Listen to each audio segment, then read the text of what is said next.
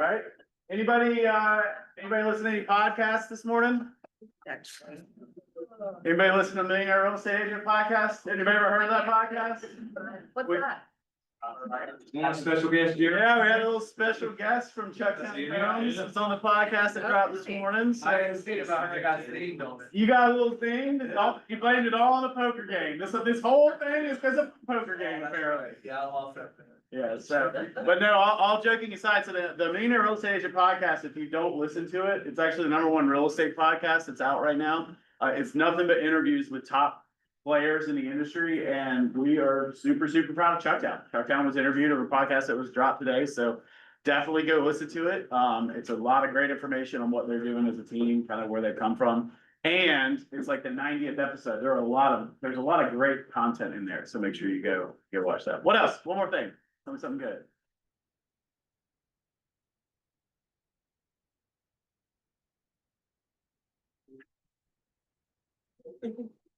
That's it? Nothing else? All right, I'll share then and that'll get us into it. So a lot of new faces in here, by the way, for those of you I don't know, my name is Joseph Klosick. I'm the operating principal and broker in charge.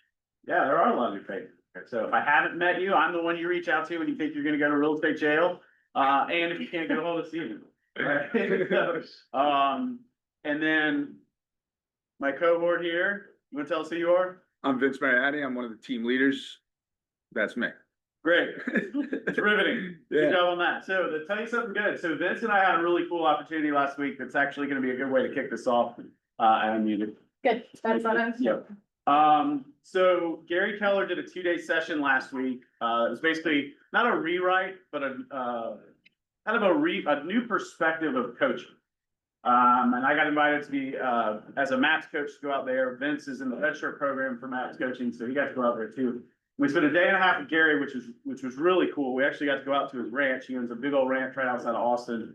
We went out there Thursday. And where all that was great, the coolest part were the conversations. And Vince got to have a pretty cool conversation that started in the bathroom, I think, but that part's not relevant. Yeah, it's But in the masterminding towards the end, he ran into Gary in the bathroom, and if you've ever met Vince, if he wants to get to know you better, he's gonna start asking questions. And so Vince did. He started asking questions. So he and Gary had a good conversation. And the quote that came from it, and he actually ended the event with this, and he said, "Succeed through intentionality instead of personality." Write that down. Succeed through intentionality instead of personality. And I thought this was a good way to start this discussion because statistics in the market and what's going on. Raise your hand if you're just are gifted and you love stats. Right. Right, you love stats, but maybe not gifted enough. I like that. That's a good perspective, right? It's not necessarily something that most of our personalities are drawn to. And so Vince and I were talking this morning, I was like, how do we tie in that succeed through intentionality instead of personality this morning? So we had a good conversation. Why don't you kind of tie in what that means as far as kind of to set a perspective for today? Well, it really started because he was talking about how he's not a natural connector, right? And he was talking about his personality as one of an achiever, where he just wants to wake up every morning and say, what is it that I have to accomplish today to push the needle forward? And it's usually him doing something, right? However, he also understood the power of people and leadership, the whole 9 yards. So he wanted to become more intentional with the relationships that were around him. So he started to do small things every morning. A great one is he would ask himself a question. He would say, how do I make Mary smile today? That's his wife. So he would make breakfast every morning. It became just a habit for him. Or how do I connect with the people in my friend group more? He would send out a text, right? And we started to have a conversation just around the different aspects of our life that maybe and our business that we could be more intentional with one thing instead of relying on our personality, which typically just keeps us where we are. Right. So when we started thinking about statistics, we understand that there are 4 kind of problems to productivity. The first is knowing the numbers of the market. The second is understanding how money flows through our business. The third is typically motivation. And the fourth is lead generation. And if we're not doing the fourth one, we have to work from the back and we say, all right, well, what's the hold up in our motivation? Right. Typically fear. And one thing that can get kind of abolish fear, so to speak, or get rid of or diminish the impact of fear is knowing the numbers and knowing the math of our business, right? So if we understand that, and we understand that motivation and lead gen are very, very important in our day-to-day activities, then we can do one thing every morning to become better. And it doesn't have to be hard, but become one simple thing every day to become better at understanding numbers in our business and knowing the markets or knowing the numbers of the market. So we're the market expert. So what's something that we could do? We could look at the daily hot sheet every morning, right? We could send a email of what's going on in the market from listings closed, mortgage rate daily, things of that nature to our team so that they are armed with that information. We could send them to our clients, really, if we want to put them into our newsletter on a Monday morning. Here's all my listings and here's what's going on in the market. Does that make sense? What's going to happen to me from a numbers perspective? I'm going to start to pick up trends if I do it every day. And it took 2 minutes. There's a market of the moment call every Tuesday, Wednesday, Thursday, right? Where they will literally go through how many listings came on the market, how many went under contract, how many were reduced in price. And it's a 3-minute conversation. You didn't even have to pull the numbers. They're right there for you.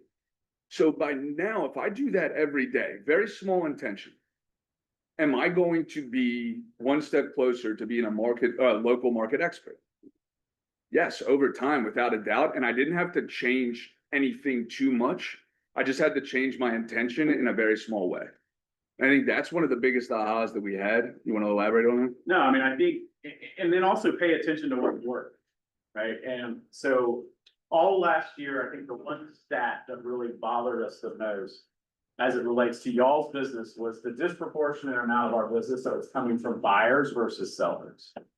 Now, some of you may have chosen to do that, right? Some of you crazies in here are like, I just like buyers over sellers. And I totally respect that. I don't understand it, but I totally respect it. So I'm not saying you should change your business, but if our business isn't balanced as an organization, then are we really staying in integrity with basically our mission to build businesses worth owning?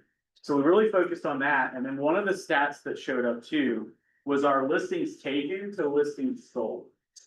We looked at that and we're like, we're really out of balance on that as well. We aren't where we're supposed to be. And there's no judgment in that. But what I love about the numbers is the story that the numbers tell. The story of the first number was telling us is that some of you may be out of balance on your business and you're maybe losing opportunity in that. And the same thing was happening with listings taken to listings sold. So we started tracking these numbers because when we started doing this presentation, we started getting these numbers. And for those of you who've never been to one of these before, or if you have and you just tuned out because we talked too much, this isn't just market stats that we just changed the format based on what we took from the MLS.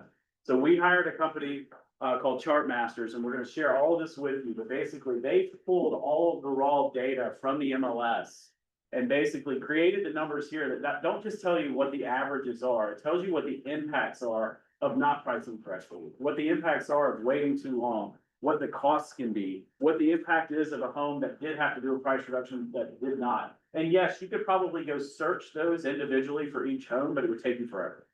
Right? So what Jeremy's done, I got Chartmaster with a guy who runs this name, Jeremy, what he's done is he's created a presentation for you guys. And who saw Shakima's video last week that went out? Right?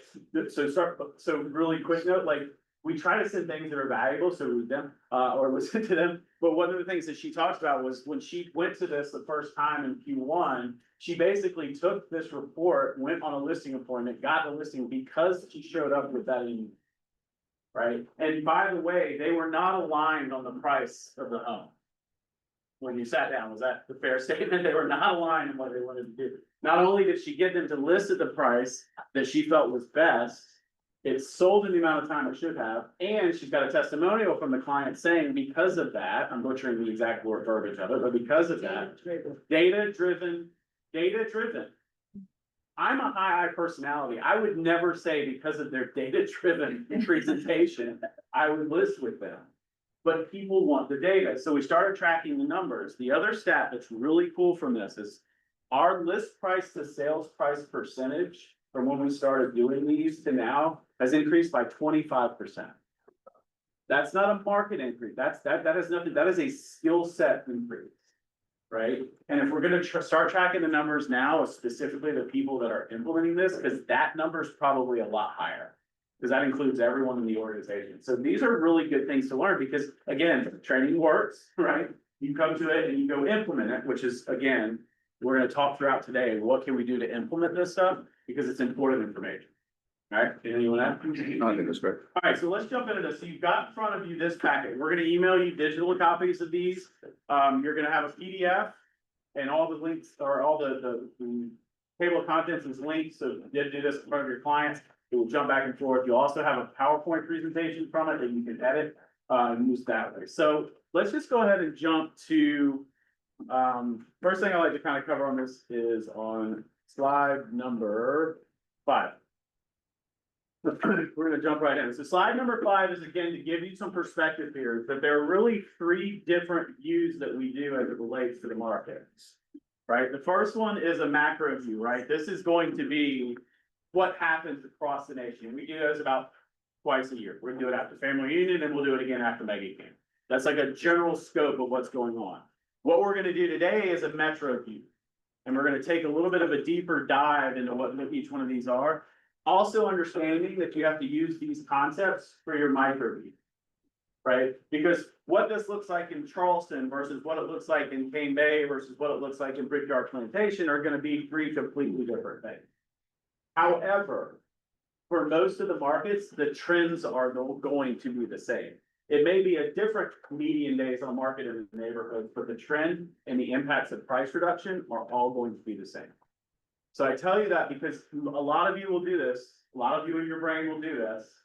I'm not gonna call anyone out specifically, but a lot of people will do this where they'll say, yeah, but in this specific neighborhood, I'm not calling you out, but it tends to happen, right? But what happens is you have to understand the trends are there. And the sellers will look at that and then you take these metro views and put it to the micro view level. Does that make sense? Anything, Ryan?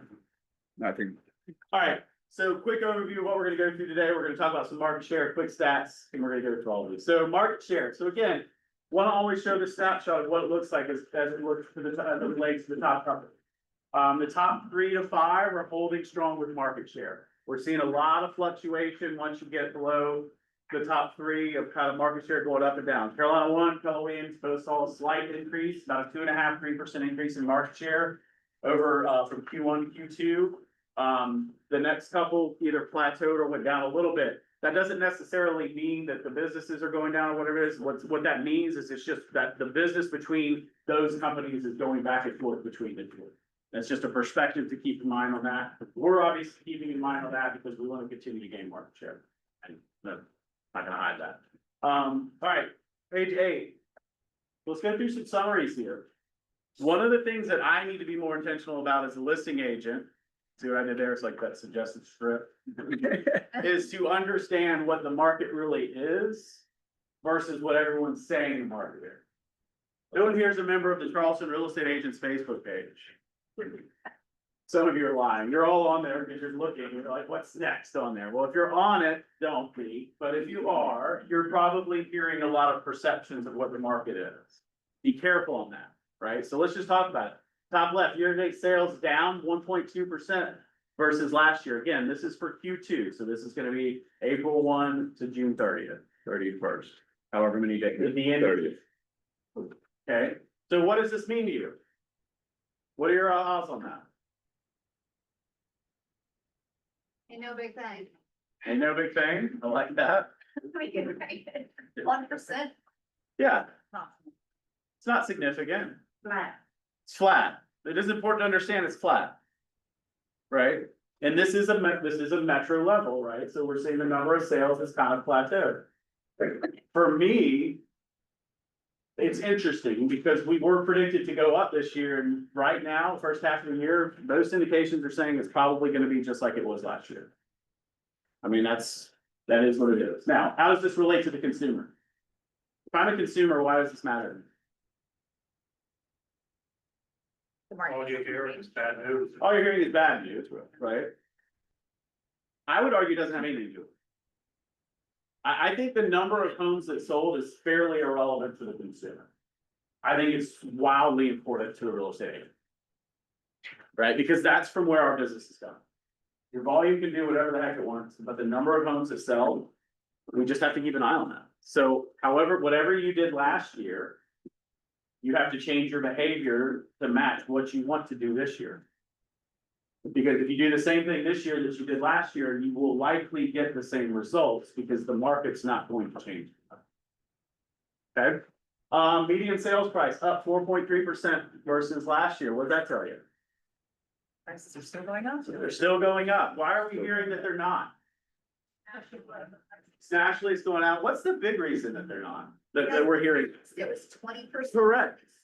Wendy's 100% correct. Everyone's basing on what it did a few years ago, and it's like, well, prices are going down. They're not. They're just not going up at an unsustainable rate. That had to happen. So yes, Mr. and Mrs. Seller, you may not have seen a 22% appreciation in your home, but you're seeing 4.3. Where do we want it to be? Above inflation. Above inflation. 7% or something like that. Roughly.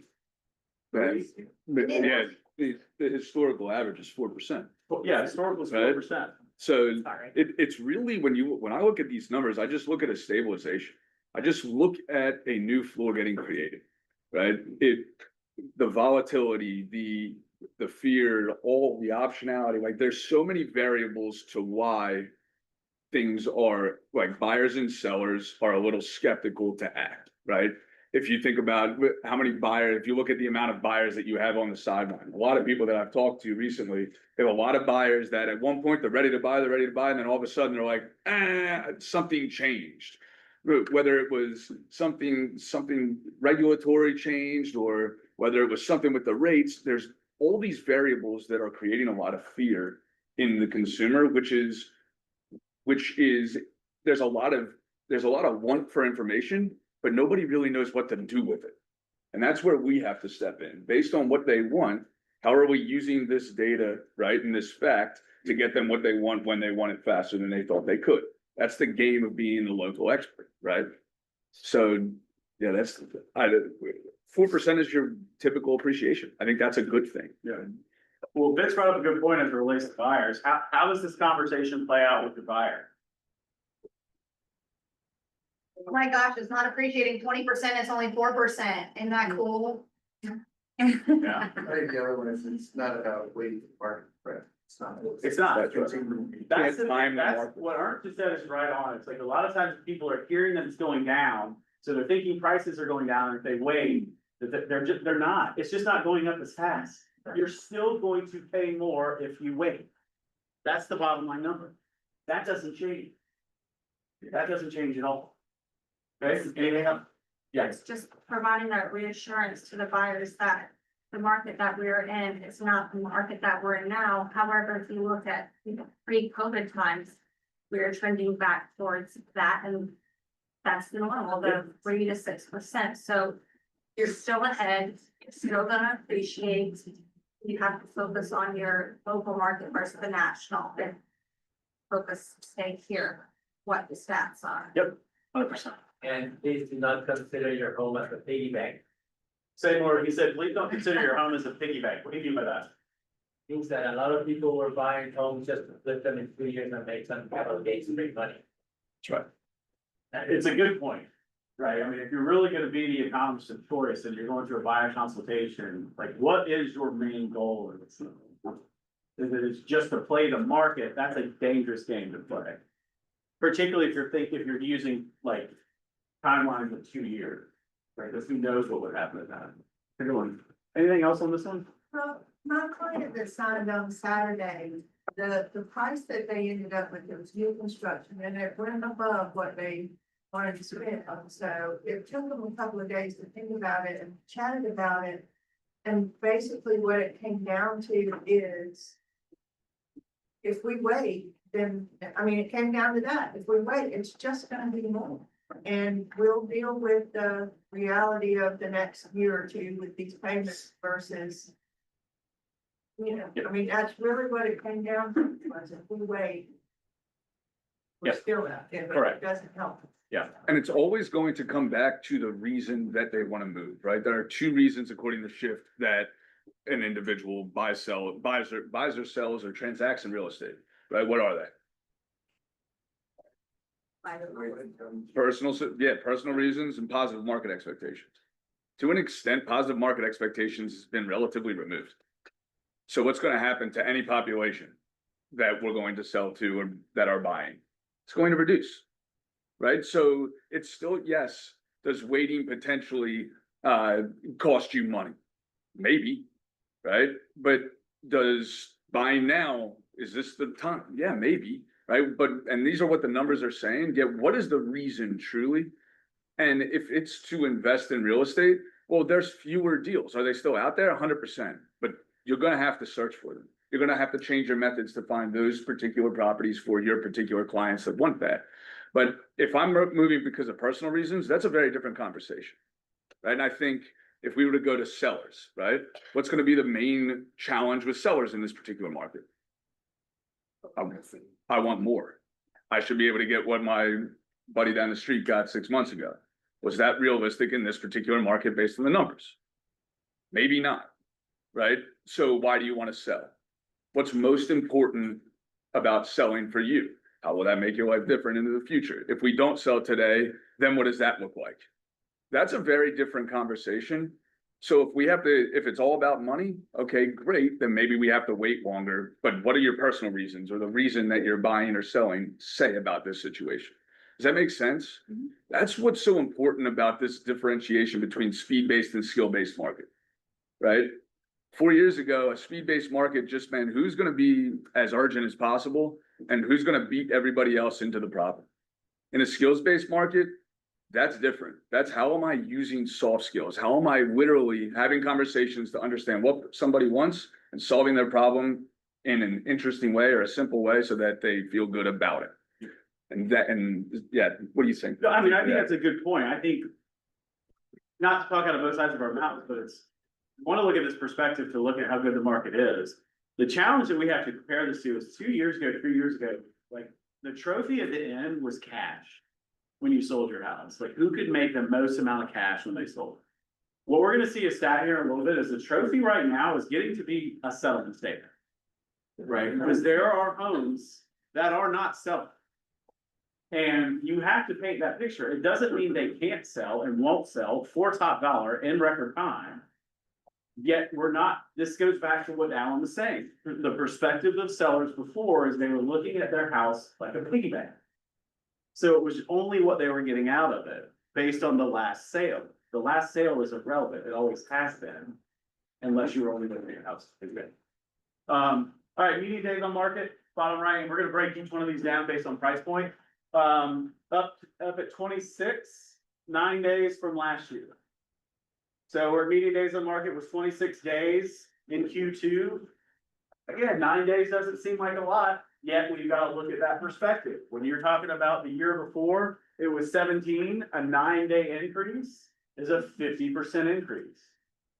Right, so again, you just have to let the sellers process through it. We're also gonna find out that half the homes that sold during this time actually saw a much smaller median days on market when price corrected. All right, so this is just a breakdown of what we talked about based on price point, the number of homes that sold in each price point. This is a good perspective to have. Because we said earlier, and when he said the response is kind of like, meh, you know, you're down 1.2%. But look at these numbers here at the beginning, you're actually seeing a decent drop, 9% down, 18% down, 9% down on these price points here. Why do you think that number of homes in those price points, there were fewer sold? Because there are fewer homes in that price. It is not indicative as to whether or not that price point is selling. Actually, if anything, you could argue if you are pricing that price point, you probably are more likely going to sell for faster in a higher list price to sell for. And we'll see that on slides. And that's why it's important to understand the perspective here, because on one hand, we said earlier, oh, 1.2%, that's kind of, or down 1.4%, excuse me. Doesn't seem, I mean, it's plateauing, it's actually going up in a lot of the prices. Okay. Month supply, this is, again, just kind of gives an indication of what it looks like. We have 2.5 months supply overall in the market, but look how it changes per price point. So everybody understand what month supply is? basically means that the current rate, if you were to not take any more listings, it would take 2.5 months to get rid of everything that we have now. And that just kind of gives you an indication of what the market should look like. We've seen a decent increase, or a large number in that 2 million plus. And the question always comes, why do we break it down based on these price points? It's based on the balance of what our market did of how many homes are in each one of those prices. Right? Some of them don't go up to, they stop and they just basically do 1 million plus. But since we do have a higher price point, we actually break it to 2 million plus at that. All right, yes, you can. So on that page, at the top, it says, number of lots, it says 3.1 lots of supply overall. And then at the bottom, have 2.6, so which? So which Yours. one? Page 10? That one is not correct. Alright. No, we'll get you the corrected one. I'm not sure why that one has, So, but the 2.6. 2.6 is correct. 2.6. 2.6 is correct. It also says all counties, three counties or? Yeah, when it says all counties, it means basic, well. Yeah, our. It's our MLS. Yeah, our MLS. It's the differentiation. Yeah, we'll get, it's 2.6 is the one. That's fine. Sorry about that. All right. Slide 11, percentage of original list price by sellers. So overall, we're 97.8%. For this market, which is down from last year, which was 98.5%. What does that mean? Okay, so from a buyer standpoint, I could say it's becoming a little bit easier to negotiate. Right? From a seller standpoint, what does it mean? Be prepared to negotiate with a caveat, right? This is what everyone's seeing. Everyone's saying, well, this is still what it is, but it may take longer. It's going down a little bit, but it's still 97.8% and it may take longer. When we stop at this number though, that's where we get in trouble. We're just kind of coasting with the market. Because it depends on the price. So let's go specific to price point now. You're seeing roughly the same trend, right? You're seeing about a point, about 3/4 to a point difference between last year and this year of you're getting less sales price to list price. Right? But again, this is where we'll break down further what it really looks like if you price it correctly. How's on that? Anyone else? Yes. With the reverse, sellers will be coming to terms with what's happened. But that means there's still resistance. Yeah, I was just thinking through that, Heidi. I think that's interesting. Yeah, well, okay, so what Heidi said is you would think it would be the reverse, because you would think that sellers are coming to term. They're Which not. they're not. They're not. Well, here's why, and this is such a, be careful that your perspective is everyone's perspective, of a mistaking your perspective with everyone's perspective. On a global level, a corporate level, and an individual level. Because you're going out, you're talking to your database, you're saying the same thing over and over and over, and you think everyone's hearing it over and over and over. First of all, only the people you're talking to are hearing it. And they don't always hear it. And they don't always hear it, they rarely hear it. They don't listen. Right, they hear it and don't listen, but then they're also hearing the chatter of what they're on a regular basis. Right, I mean, this is top of mind, but not for marketing, but for staff. And I think we will continue to see that. Right, and when we get to, we'll see the balance of homes that actually, what percentage of them sold without a price reduction. And you'll probably see that always be fairly stable. Well, and to that point, it does mean that a seller is holding strong on their expectation of price. However, it's costing them more than it did last year this time. So we need to show them that. Right? And being able to say, look, this strategy could have worked last year and we'd still get 98.5% of our sales price. However, according to the numbers and the data, we're gonna get 97.8% of our sales price. That's a percent.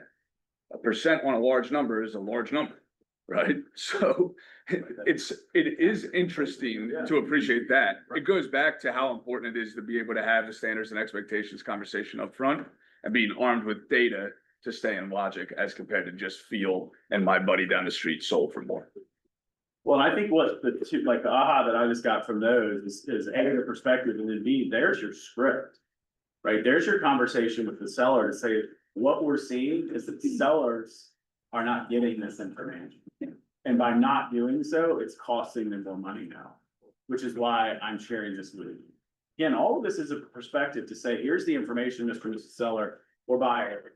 You get to do with the information whether or not, whatever you want. I get to decide whether or not it's the right decision for me and my business. So it's a good perspective to have on there. So again, you look through all price points, it's pretty much the same. So jump to page 12, days on market. Days on market. Same trends. 17 to 26, decent jump. I think the spike in the 400 to 500. Yeah, 400 to 650, there's a decent spike in both of those. Why do you think that is? What do you think's causing that? That's actually. In Bay. He said Game Bay. Poor Game Bay. Poor Game Bay. Oh, yes, it is back. Yeah. Why is that? I mean, what would cause this? And this is. I think it's a price. Say it again. There's probably. We're sure to that, that's kind of the market. It's that type. Yeah. They are sitting. Yeah, you could have, I mean, I think you could go into a philosophical discussion of the mindset of sellers in that price point. And again, we pick on Cane Bay, I think you're seeing a lot of those neighborhoods that are safe, it's such a large one that has a good subset or data set of it, so. I think maybe a mindset on there, are they digging their heels in? For instance, James Island, that mine, or that's completely non-existent. Right. Like James Island is like, okay. Right. But I know y'all keep saying it's not a fact, but the King Bay factor gives you new construction, because I have a listing that was priced way below market. And it's still a challenge because it's competing against. Yeah. Interest. Yeah, I think one of the things, so what Shakina said is that it's maybe not the Cane Bay effect as much as the new construction effect. Right, you have that price point, there's a lot of new construction there, and listen, you can see it on the Facebook pages if you're in there, the sellers are in denial. They're pissed and they're in denial, right? So they're upset because the builders are, cutting prices in there. They're not even cutting prices, they're cutting rates. So Right. the homes are selling higher. Yep. But the buyers are shopping for units. Yeah. Not price. Well, and if you think about like marketing, you think about just a mover, like that is a real problem for a consumer, that rate, and they're solving it that way. The new construction industry has the ability to solve it because now they're, instead of making their money on the rate, they're gonna make their money on because they need to move product. It's like, Right. I mean, Exactly, it's the same thing.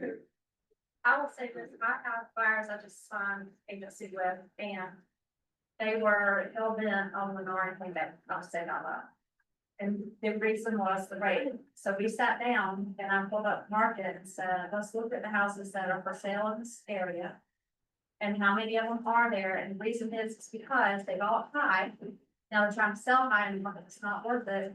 Their payments are low, but look, they're gonna sit here and they might not bring money to the table to close this house. Is that really one of the consumers? No, okay, good, we're not going to that. Cause what's the one thing that mitigates like a risk like that? It's time in the house. So if you're somebody that has to move every 3 years, or there's a lot of military in Cane Bay, right?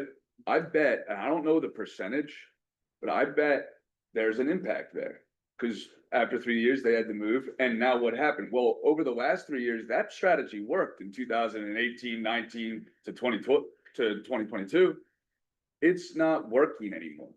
So who's actually the fiduciary that can go through that information and say, hey, you're moving into the area and you have to move in 3 years? Guess where you're not moving? Cane Bay. You're not moving there. There's too much competition when we want to sell this home. As an example. As an example, Cane Bay. Yeah, okay. Yeah, it could be. Call it a TCPA compliant way, please. But so does that make sense? So it still goes back to what's the end goal here? That's who's getting hurt right now, unfortunately, in the Cane Bay market because of the new construction. Like, that's always gonna happen. More.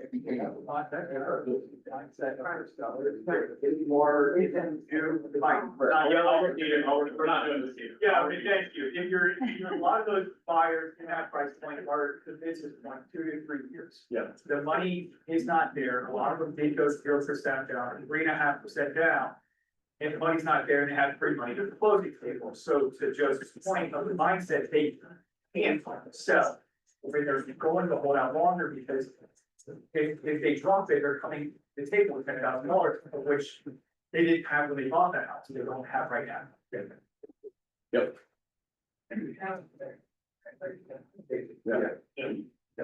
Yeah, there's always gonna be part of the market that this does a reality that they have to pay. Right, and then you have to decide whether or not you're gonna be the agent that waits it out with them. Based on their motivation, what they wanna do, or if it's not a fit. Right, now again, these are all stats of homes that sold.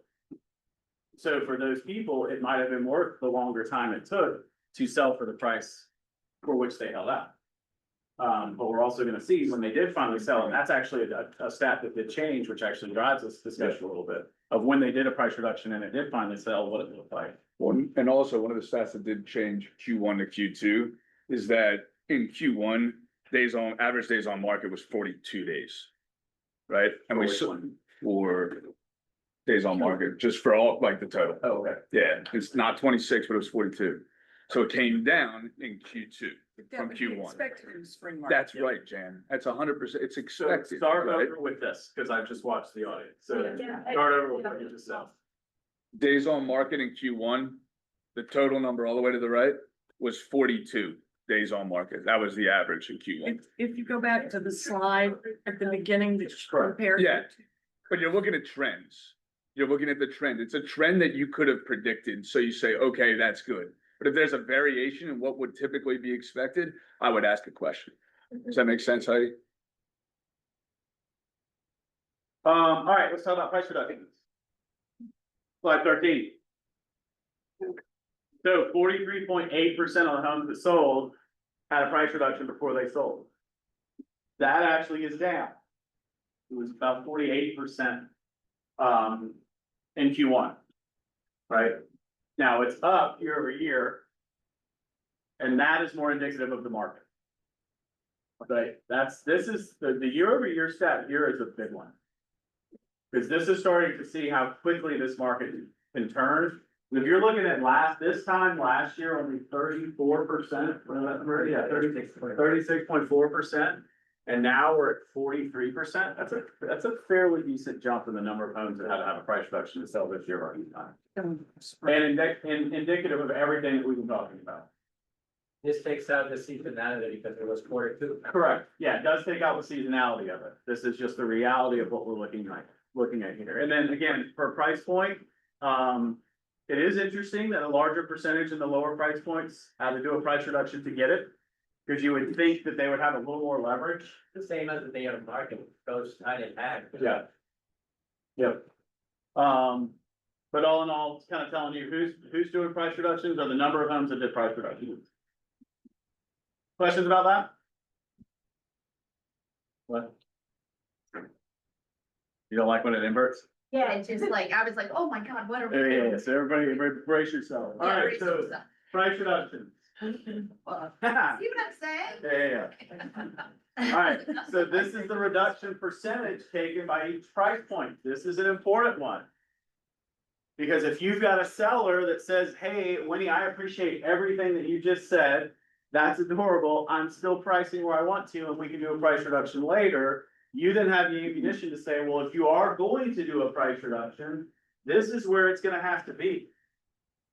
So if you're at 530, going to 525, that's actually back again. If you're at 535, going to 530, is it gonna do anything? Right? This gives you the ammunition. So on average, it was just under a 5% reduction in price. That's not small. And this comes into the expectation standpoint, because again, the whole purpose of this is not to tell you to go out there, like anybody who ever said, who in here says, I never take an overpriced listing? Anybody ever say that? Not to raise your hand, but basically, yeah. Keep that question Don't up raise for your less hand. judgment, right? Right, but I mean, there are people who are like, well, I'll never take an overpriced listing. Well, that's fine. I will, right? as long as I know that I've set the expectation and I know the motivation. So if you're going to allow them to price the home incorrectly, you better have set them up for the expectation of what it looks like to correct it. Because you'll be the winner as soon as you put the sign in the yard, even though you told them you're blue in the face that it was overpriced. And then when you come with the exact stats that you've given them 2 weeks later to say, hey, I know we're priced at 5, but according to this, we've actually got to drop it $20,000 at least to get a contract. That's not a fun conversation. Yet, you have to have it. You have to have it. Small percentage. And you can have, numbers. Yeah. that's right. And you can have that conversation on the front end when you're talking strategy, right? Okay, well, Mr. and Mrs. Seller, there are 2 strategies it sounds like we could implement here, right? We could go with the sales price you want. Here's what we can expect based off of if we have to reduce the price, here's how long it's gonna stay on the market. Here's how much it's gonna cost you in holding costs. And oh, by the way, we can expect to reduce the price by 5%, 4.9%. Now, 100, is that exact? No. But on average, at this particular price point, this is where we would probably expect to have to reduce the price. And oh, by the way, we're gonna get this percentage of list price to sell price, or original list price, right? Or sales price to original list price. Or we could just price it at this number and we're on the market for X amount of days, 7, right? As compared to 20, whatever the number is, right? 26. Does that make sense? So you're having the expectation conversation up front based on the strategy. Here they both are. Which one works best for you from the standpoint of what you want into the future? Yes. Yeah, It appears that, when I'm listening to this and thinking at all the cost of will, right, from Idaho, it's like every single range had to have a test plan. Yeah, so the comment was, it appears that across the board, every single range had to have a price reduction. Yes, but not all of them. What the slide before says that in each price range, there was a portion of sellers that did have to do a price reduction. That changes varied on the price reduction. None of them were 100%, which by the way is the important stat. Actually, none of them were more than, well, with the exception of 2, than 50%. Yet every price point did have a price reduction, which goes back to kind of Heidi's point earlier, is you think those numbers would go down because the sellers are starting to catch on. They're not. They're not, right? I think the other thing, going back to what Vince was saying on this, not yet. I want to go kind of dig a little deeper on this conversation. I think, so I think one thing we want to try to keep in mind too is this is very macro, right? What we're talking here. So if we just generally go in and say, hey, 5%, you have to expect this. But if you're meeting with someone who's knows their numbers, they know what's happening in their area. We don't want to necessarily just walk in macro. If you're going to a particular neighborhood, it may be a hot area. So you need to go micro, maybe ultra micro. Yeah. If it's a neighborhood within a subdivision. Yeah. So I don't want people just to walk out and say, hey, I'm meeting with a seller, we gotta expect this. But having this be part of your conversation is good. Yeah. But you don't want to judge, you need to really narrow down your number. 100%. Is what. Yeah, 100%. And you also need to understand who you're presenting to. That's right. Right, if you're talking to an engineer, someone who's very data driven. Right. They're gonna wanna know, my neighborhood, what's happening. And that's right, right? Like the national market is going to drive the metro market, which is what we're talking about. Yeah. You're gonna see certain trends. And then the micro market is going to follow those trends. But the micro market is gonna be much more impacted by things like we were talking about in Cane Bay. Right? So if I'm walking into a neighborhood and I know that this neighborhood has a super high demand, right? A lot of people want to live there. Obviously, some of these things aren't going to apply. It's bucked the trend of what's going on in the macro at the metro level, right? Because much of our metro data has bucked the trend of what's going on in the national level. So we're just taking that into consideration and working all the way down, but those trends still apply. Right. Right? Oh, no, I agree, it's easy to walk out and you've got these talking points That's right. where it can be a blessing and a curse. Yeah, I think, I would say the curse is more not talking about it. Right. I mean, definitely would say that, and I 100% agree with what you're saying, and that was kind of the point I was gonna make is. Use this as a toolbox to make sure you're sharing everything up front. Now, again, if you came to me as a seller that didn't know the real estate market. And my general natural personality, and you sat down and went through these slides, it would take about 38 seconds for me to fall asleep. Right? So you don't wanna just go assault them with the stats. You do have to have, you know who you're presenting to. That being said, this is the intentionality versus personality. It is never a reason to not share with them the key points that are in there, particularly if you're allowing them to price incorrectly. If you allow them to price incorrectly and then they're surprised when you have the price reduction, that's on you. Few exceptions, like Dan said, a lot of times they won't hear you, that I get, but if you're not sharing it at all, and the first time they hear it, that's hard, right? That's hard. Okay, yes. Yeah, I mean, you can get a lot of this data, especially the trends and those sorts of things on a micro level. I mean, our MLS, quite frankly, I mean, I love to invest on our MLS, the market monitor thing is such an easy thing to navigate to get a lot of these like snapshots. It doesn't do the trend is in detail, particularly as it relates to these next, like the impact that the activities do, but it's very helpful to help.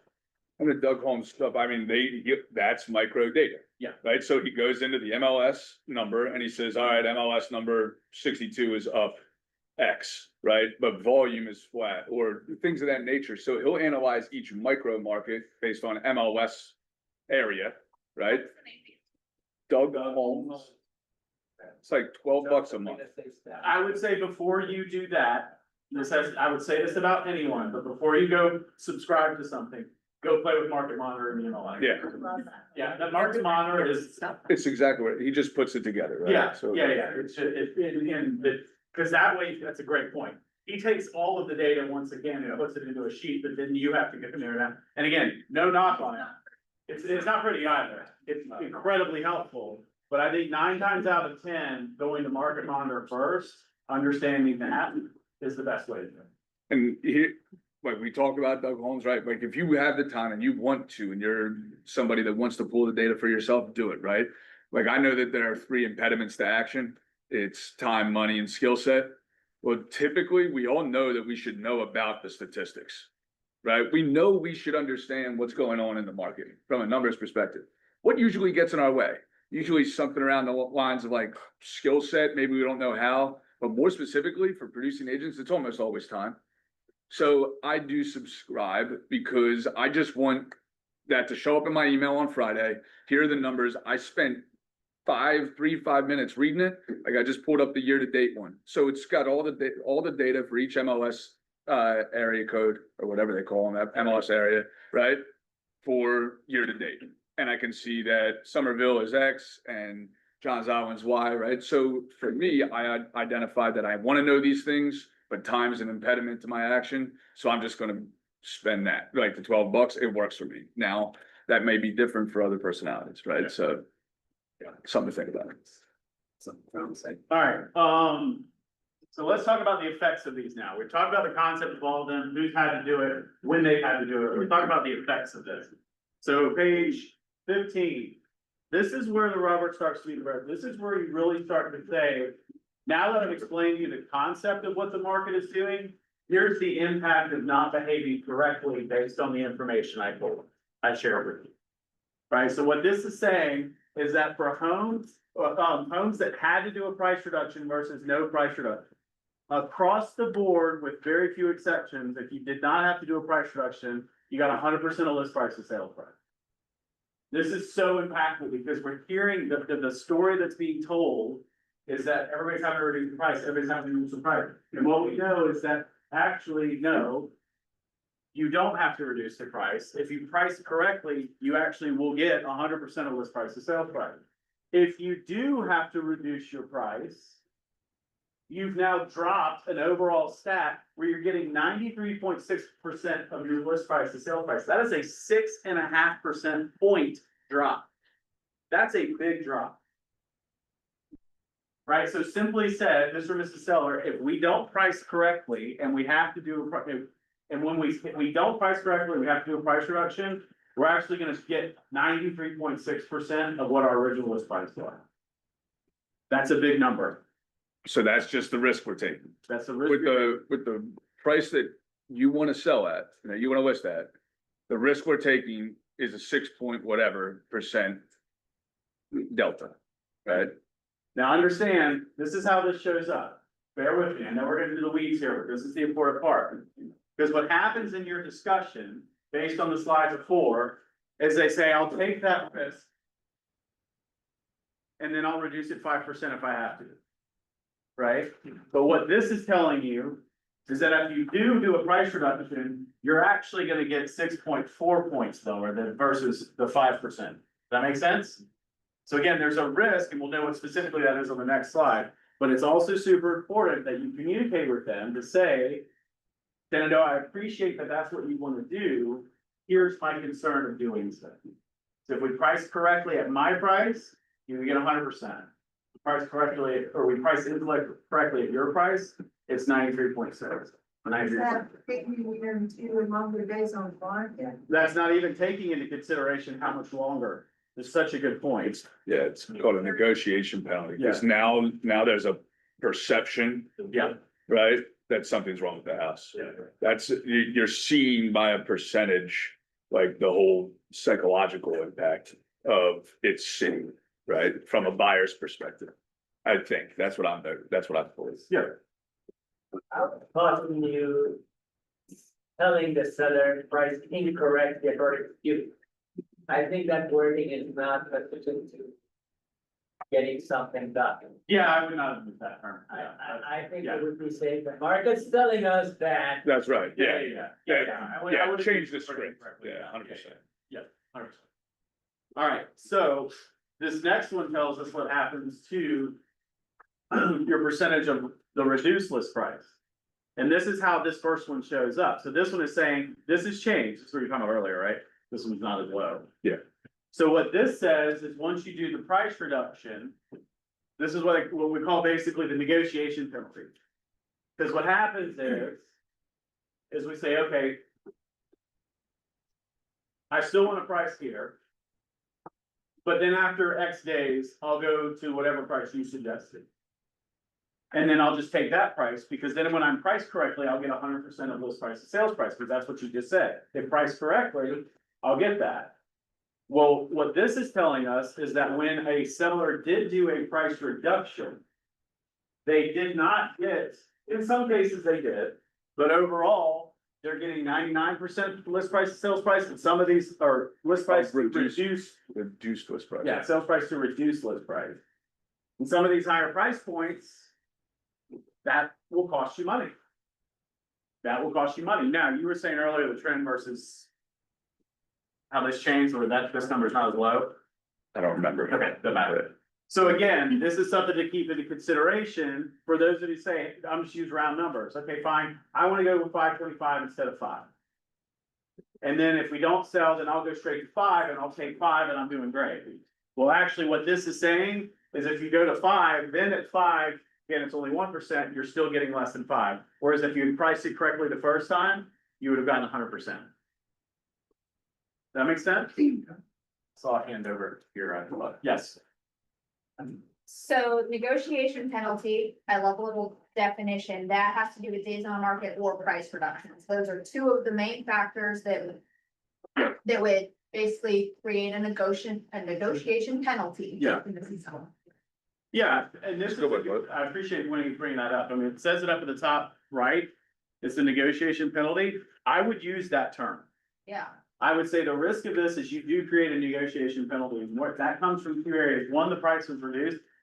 The main one that probably causes this is gonna be the days on market. Because at that point, you're fatigued. And at that point, you're like, just give me a contract. Buyers know it. And buyers know it. Because by the way, if you've got buyer's agents that are looking at these stats, they know it. Right? So you just gotta be careful of that. And on average, you're reducing the price by 5%. That's what we saw on the previous slide, 4.9. And then the behavioral impact or that feeling from the buyer that maybe and like the days on market impact, right? That shows up at another 1%. That's how that number's gonna hit. Here's about big numbers, say 1% here, but it was 6.4 versus 5%. We 1.4%. Are those numbers Not sure. you just said, Vince, like 5% based on days on market, 1% based, or Go back to the slide. like 5% based on price reduction, plus you add another. Plus, then you have a days on market penalty, which still results in 99% of the reduced sales price. Of the reduced list price, right? So if I reduced my sales price, my original list price by 5%. Somewhere along the line, another 1% shows up because of the days on market impact. Is there like data to support that it is like 5% in price reduction and then another 1.6? I'm just doing it based off of. You just say that collectively it's 6.4% is your negotiation penalty in theory. I'm just looking at this 4.9% reduction on average. I'm just wondering if that's your first number, What is? that. No, I was just looking at it. 5%. No, I was literally just looking at these slides, yeah. Did that clarify for you? Okay, alright, price reduction effect, we got that, price reduction effect, days on market, this is the other one that we're not talking about enough. This one to me, I don't care what the percentage difference is on price, if you're telling me it is a 10 times multiplier of how long I have to clean the house, get the dogs out, get the kids ready, and show the property. I'll take the 4.5 or 6 point whatever percent. I'll take a 10% reduction. That's right. This is the part, by the way, this is where the frustration shows up. That really irritates them when you talk about the price reduction. Right? This is the part you have to say, all these numbers up to this point are great. And Mr. and Mrs. Seller, the biggest concern, based on what you told me for your non-negotiables, is that if we price correctly, you've got a contract, you'll have a contract in 7 days. So if we miss this, That's how long we gonna go together. we're gonna start celebrating anniversaries, and no offense, I'm not interested in this relationship being healthy. Right? And that's 2 more mortgages, right? Yeah. So like the holding costs go up. That's another penalty associated outside of this negotiation penalty that we talked about, the reduced sales price, right? So that's a big number. This is a huge one. Terminate to go off the market for a while. Way and think, you gotta Right, yeah. I think this is an important one. This, by the way, Mr. and Mrs. Seller, this is why you're hearing in the news. It's taking so much longer, because keep in mind, the statistics said earlier, 43%, almost 44% of the market had to do a price reduction. Which means almost 44% of the market is seeing these bigger numbers. And they're loud. Right? It's not the happy people that are out yelling right now. Because they moved on, they sold their house, they've moved on. It's the people that are doing, that's who we're hearing in the market right now. In a week. In a week. Yeah. But yeah, I mean, Vince is exactly right. If I'm looking at these and say, listen, we also told you the percentage that you may have to do. More importantly, it's 2 more mortgage payments. Right, that's a big one. What are your odds on this? This surprise you? Kind of. This is a big one. This is an impactful one to put in front of the seller. And this is one that you can't, I mean, it's harder. This is like on your point on the micro level. We don't have it on the micro level as it relates to the days on market impact, but you can go in there. I mean, you could go and say, look, the ones that sold, this was their average days on market. The ones that are active, you're gonna see probably a fairly decent jump there. CMA does it. The CMA will do it. Again, it doesn't relate it to whether or not they did a price reduction, but it will give you the specific difference between the two. The challenge with the CMA versus this is the CMA will still just give you that 21 days on the market as the average. It won't tell you, you have to go through, which you can do, right? I mean, part of your CMA, what I would do in mine is the history, and you go in and on the full printout on all of those, at the bottom, I would write days on market and circle it. And you'll see a lot of them, and I would write before or after price reduction. By the way, 9 times out of 10, the days on market is the exact, it's within a couple of days from when they did their final price reduction to when they got a contract. To if they just didn't have to do a price reduction. It'll be 7 days. It could be within 7, yeah. That makes sense? Okay, all right, the real story.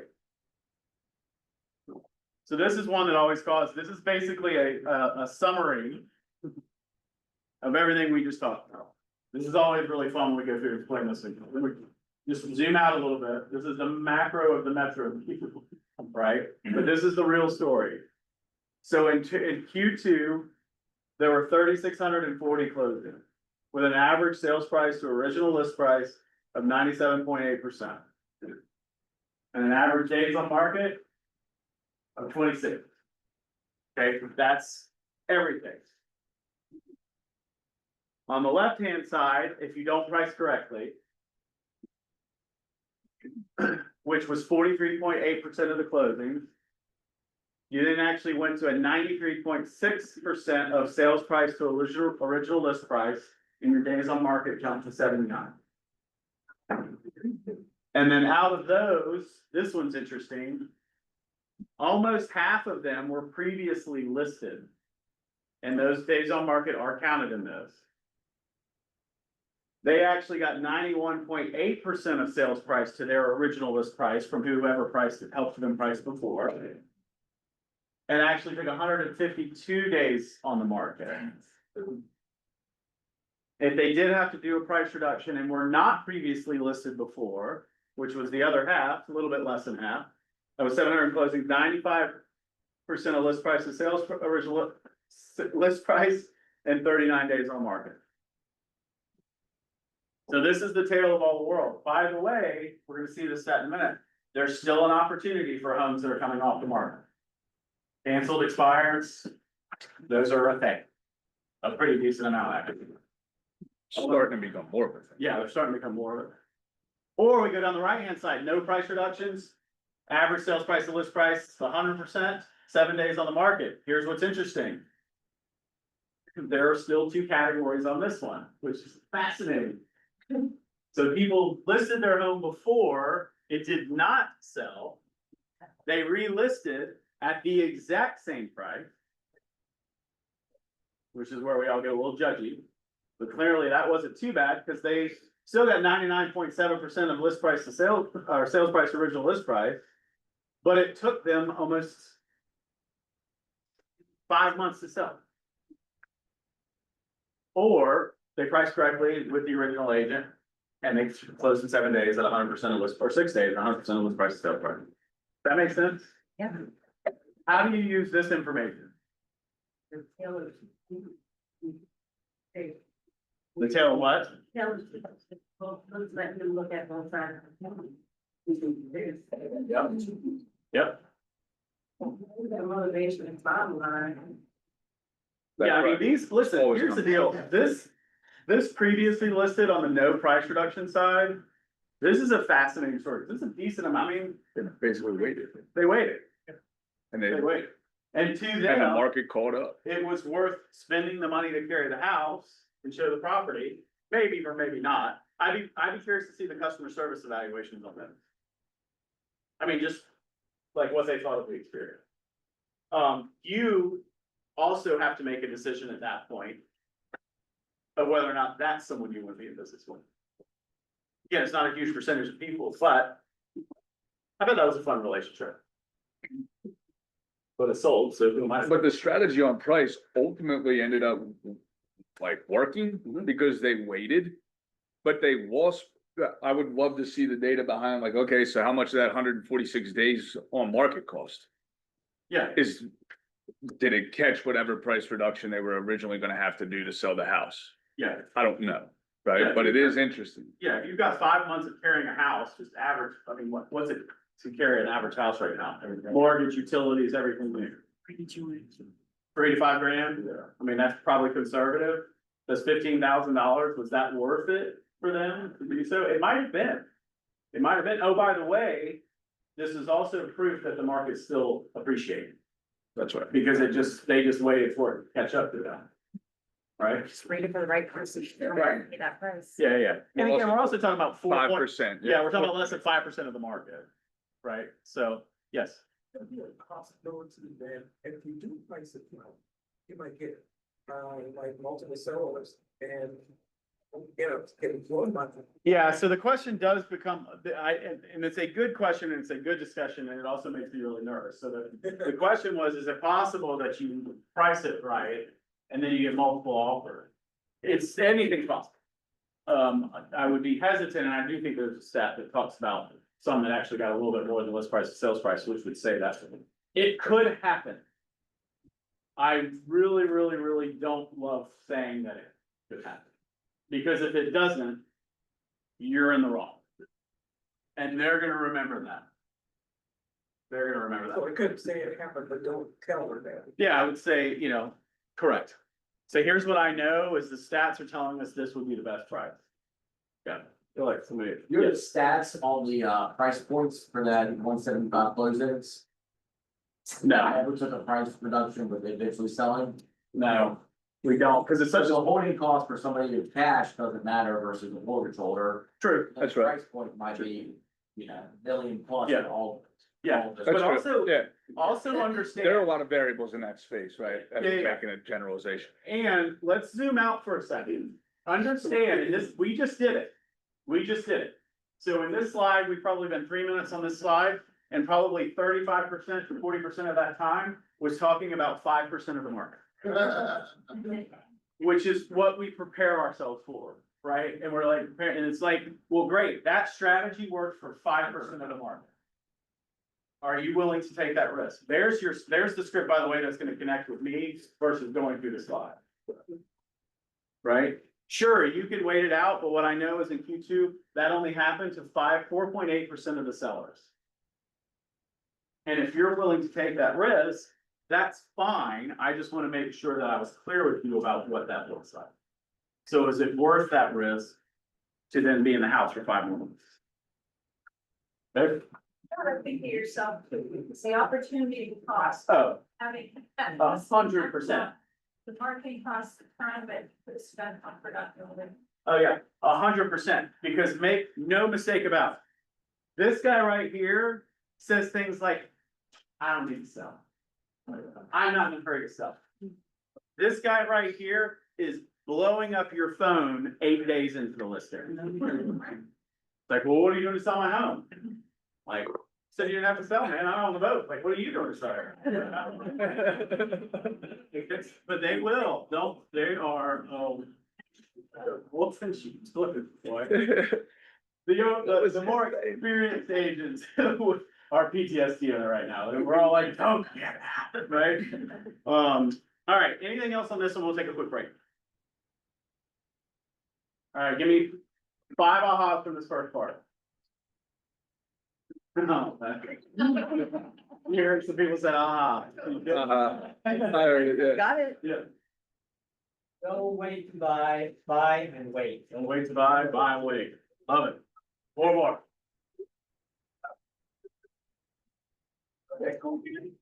I love having the term negotiation penalty. Yeah. Because I think that that's something that I can hear myself say and people would understand it and they're like, this is a thing. Yeah. And then they'd be like, oh, yeah, Yeah.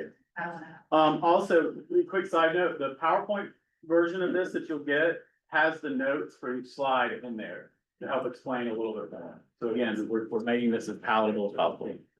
Jay, or So Jay, yeah. at 400K, a 93.6% price drop is 375. That's a 25K price drop as the average to find a new buyer set. So if you go to whatever slide it was on page 15 here. So to sell the house, I think a 93.6% drop to sell the house. At 400K, that becomes 375. So a new buyer is found at 375 versus 400. And then when you move up from there, it's always at the next $25,000 price point. Yeah. Great. Yeah, it's, I mean, again, it's gonna, look at that. by the way, those are the numbers the sellers hear. They don't hear the percentage. Cause honestly, 5% is like, it doesn't seem like, it's a lot. It's a lot. And if you say those numbers, because by the way, what James was saying before that, you have to have the discussion with them is if you're going to do a price reduction, this is how big it would have to be. Based On average. on average, or specifically in those markets. Alright, two more, yes. Can you trust your, CMA, like, when it gives you that medium price between high and low? Let me come back to that. I'll talk to you about that on a break. Let's do AHA so we can take a break. Yes. Words, talk, number, screen.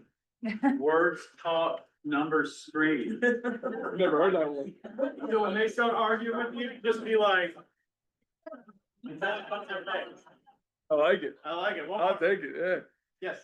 I'm working with a buyer right now who has noticed that homes that are on the market a lot longer tend to be more open to negotiation. So kind of having these stats on my side as a buyer's agent, especially about them, reducing the price after, it takes them 11 times longer to sell after being reduced. So kind of giving her, I think, that information, she's been more proactive at looking at different types of listings. Yeah, I think that's a really good point. It's like setting that expectation with your buyer that there is a negotiation penalty, but also setting a realistic expectation. Cause it's not huge in some of these price points. No, it's really not. Right, what this stat is telling us is right now, if they did a price drop at 300 to 400, there's no negotiation penalty. You need to pay what it's worth, right? And it's like, so as you get up, it gets a little higher up here, but for the most part, it's a good thing on it, yes. That's where I use the market monitor constantly for buyers. It's Yeah. like they're always looking for that deal and they always want to do this, and then I just go send them a snapshot Yep. of price per, what they're getting for original list price. It's like your price point of this size house and all the things that we have ready. Yep. They're getting 98%, so don't come down with like a humongous lower. It's good price. All right. Let's do this, let's take a 10-minute break, we'll do a quick break and come back in. Actually, let's do 15, come back in, and then we'll have our lunch sponsor come in a little bit after 12. All right, 15 minutes, we'll get started back at 11:30.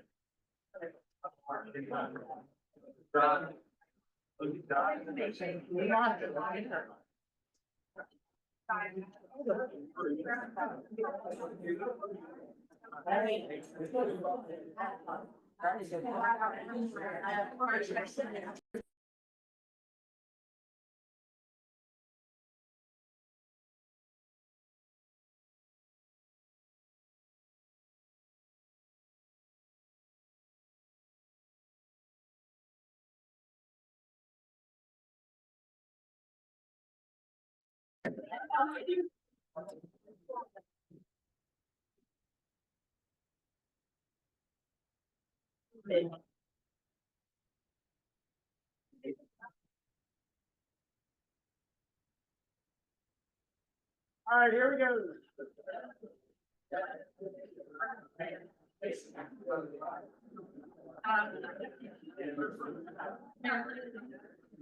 Need a cowbell. Yeah.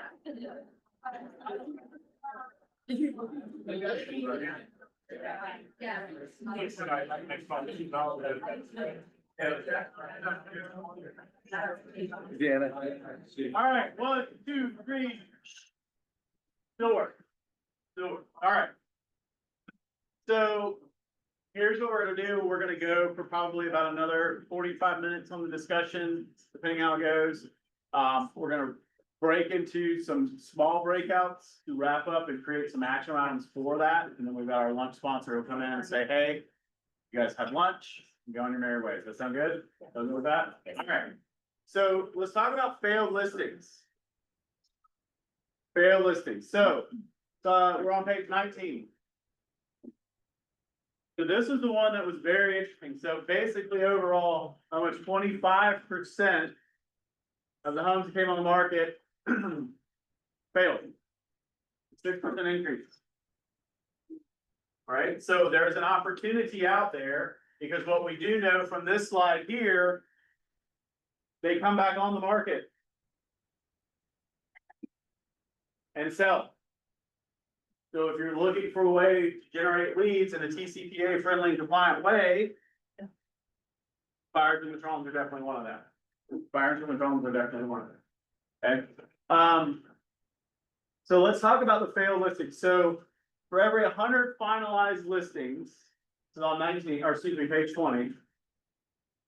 25 failed, likely due to overpricing. Likely due to overpricing. 75 sold. Out of those 75, 33 of them had to do a price reduction before they sold. They closed at 79 or at 93.6% of sales price to list price and 79 days on the market. Which basically is telling you that 58 out of every 100 listings that come on the market are overpriced. Right? And it's just, that is what it is. That's what the statistics are telling us. And out of those 42 with no price reductions, 7 days on the market, 100% of list price, sales price. So what does this tell you? What do you do with this information? Right, right. Right, so right the first time. What else?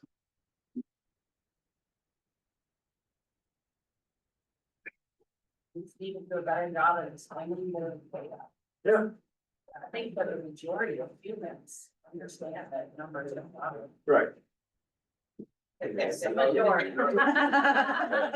Well, so here's the deal, ask yourself this question and be honest with your answer quietly. Who's been to one of these presentations before? Like seen, okay? Who in here honestly will say that you internalized the data to a comfort level where you actually went in and explained to them in a way that set them up for success, like 100% did so? Not all of them. Not all of them. Not all of them, right. My point on this goes more to the intentionality versus personality of this guy. Right, because here's what happens in the group, and I do it, I lead the group, this is no judgment, is we make comments of like, well, they just don't listen. And I think a lot of times they're not listening, maybe because I'm not showing up in a way that they should be listening. So is that you? I'm not saying it is, I'm not saying it's not, I'm just asking that you ask the question to make sure that you're not relying on your personality to see success in this and maybe getting more intentional on how you internalize it. Right, that's it. Right, so when we talk about this, does it sound like we know what we're talking about? The only reason is because we talk about it all the time. All right, all the time. Bless you. You all right over there? You okay? I don't wanna not acknowledge you, but I'm back on him. Right, so just make sure, are you being intentional? And again, if you're not naturally drawn to discussing numbers, learn how to. Find what one thing you need to do to get better at it and just go do that. It doesn't mean you're gonna become a statistician. Don't let the numbers intimidate you. Don't worry about messing up. Just learn them in a way that you can present. Okay? And people don't pay for information, they pay for organization and application. Right? So going to that point, right, the conversation on the front end, right? They have all this information that's getting thrown at them. That's one of the challenges with present day is there is access to so much information. Our true value is helping to go through all that, organize and help them apply based on what it is that they want at the end of the day. So when we're able to do that, we're able to know our client, we understand, okay, this is ultimately the result that they want. Here's all the information that we have. We don't have to overwhelm ourselves with all the information that doesn't apply to their situation. Don't go and drop, like if you were to try to get me to list my home with you, you drop this, I love data, but you drop this onto I just want a one pager. Tell me how I get X. Whereas you do that with, say, a high SRC, right? Or somebody that's a little bit more detail oriented with Alan, right? He's gonna wanna understand the numbers and how they track to what he wants. So it's also about when we're sitting across from the table with people that we understand like what's going to help them go from logic making me think to emotion making me act without getting a result that hurts where they want to go. Does that make sense? See where we're going there? It's hard. That's why it's skill based now. Because in the past, we just pick a number, any number, it'll sell probably in the next 2 to 4 days, depending on the number, right? That's not the game. That's why there's a differentiation between the top agents And those that are continuing to work, they might be a little below their goals, honestly. It's because we're not adapting to the new market. And that's about skill and having conversations like this, taking data, organizing it and helping people apply it. Because that's what people will pay for. Which is great. Which is, Here. right, which is Yeah, awesome, exactly. right? Because you're already doing it. That's why you're in this room. Just the simplicity of they don't pay for information, organization and application. How do I do that for them? What Vince said, logic makes you think, emotion makes you act. When you go through these numbers with our clients, we're just giving them logic. Here are the facts. Here are the facts. Phil Jones talks about setting your people in a place of imagining them going through it. And this is the perfect story to give them. So you go through the numbers with them and get them to a spot where they understand it. And then you start the conversation now, Mr. Seller, imagine this. Imagine we did go on the market at too high of a price and we try to chase it. Well, we have two options. Again, imagine we're one of the 25 that doesn't sell. Or imagine sitting on the market for 3 months. And I have to call you after 30 days. You've only had 4 showings, and then I have to ask you for a price reduction, but you're still not there yet. You made another mortgage payment, try to keep your house spotless. You're going through all of this stress and pain of wondering why your house isn't sell. Then imagine me calling you 30 more days after that. Then 30 more days after that. And finally, we get the price reduction. You could have come to the market like the other 42. Now imagine you go on the market at the right price. We get it, we put a sign in the yard and we sell in 7 days for 100% of full price. You have full control and we're not spending 3 more mortgage payments, 90 days of stress and we move on to our next step. Yeah, I mean, all of it's a great point. And all of this, by the way, is under the assumption that you've done a really good needs analysis before you've even That's right. uttered a word of statistics. That's right. Right? If you don't know their top 3 things, which by the way, if I'm a betting man, what are the top 3 things? Price, timing, least amount of hassle. The problem is we stop there. We don't understand why the price was important. We don't understand why the timing was important. And we don't understand what least amount of hassle really looks like. We go in and we assume those things and we use terms like price, timing, and least amount of hassle. Versus getting to your next home in time for school to start. Because your spouse transferred their job. Right? Why is that important to you? Why is It's a it- very simple, like, Yeah. when you find out, oh, it's price is most important. Why is that important to me? Tell me, right?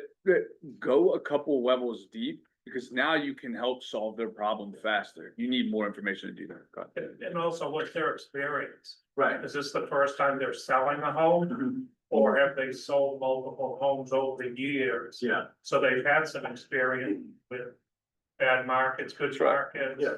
Bad Somebody agents. was selling in 2008, 2009. Yeah. They've experienced bad markets. Yeah.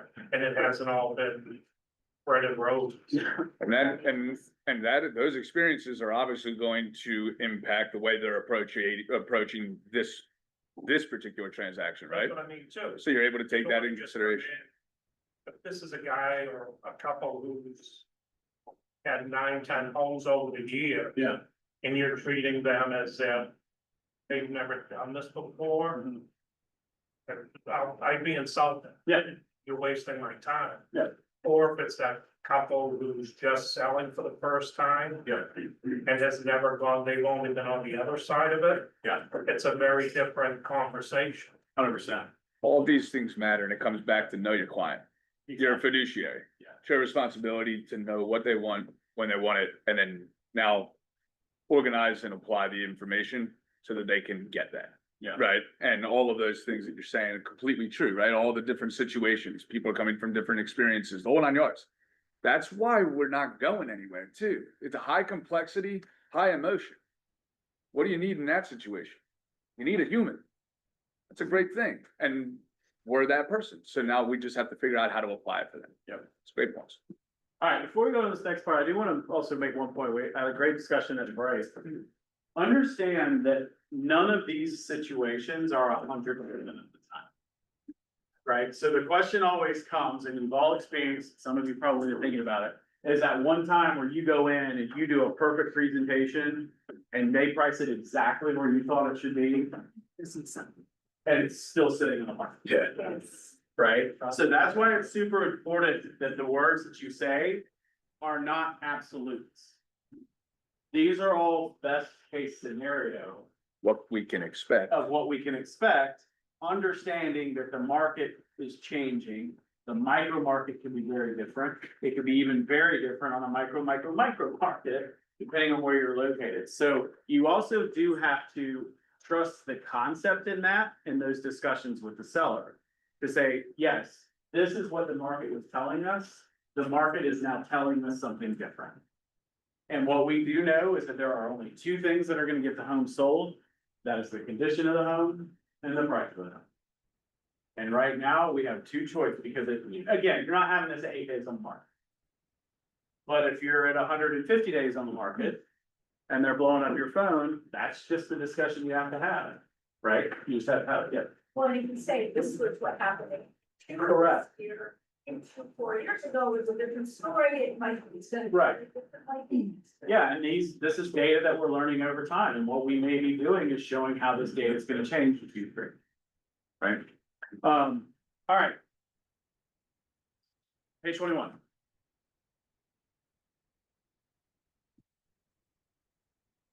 So sales with the sales price of original list price of 100%. So this just kind of tells you what percentage of homes actually got at least 100% or greater.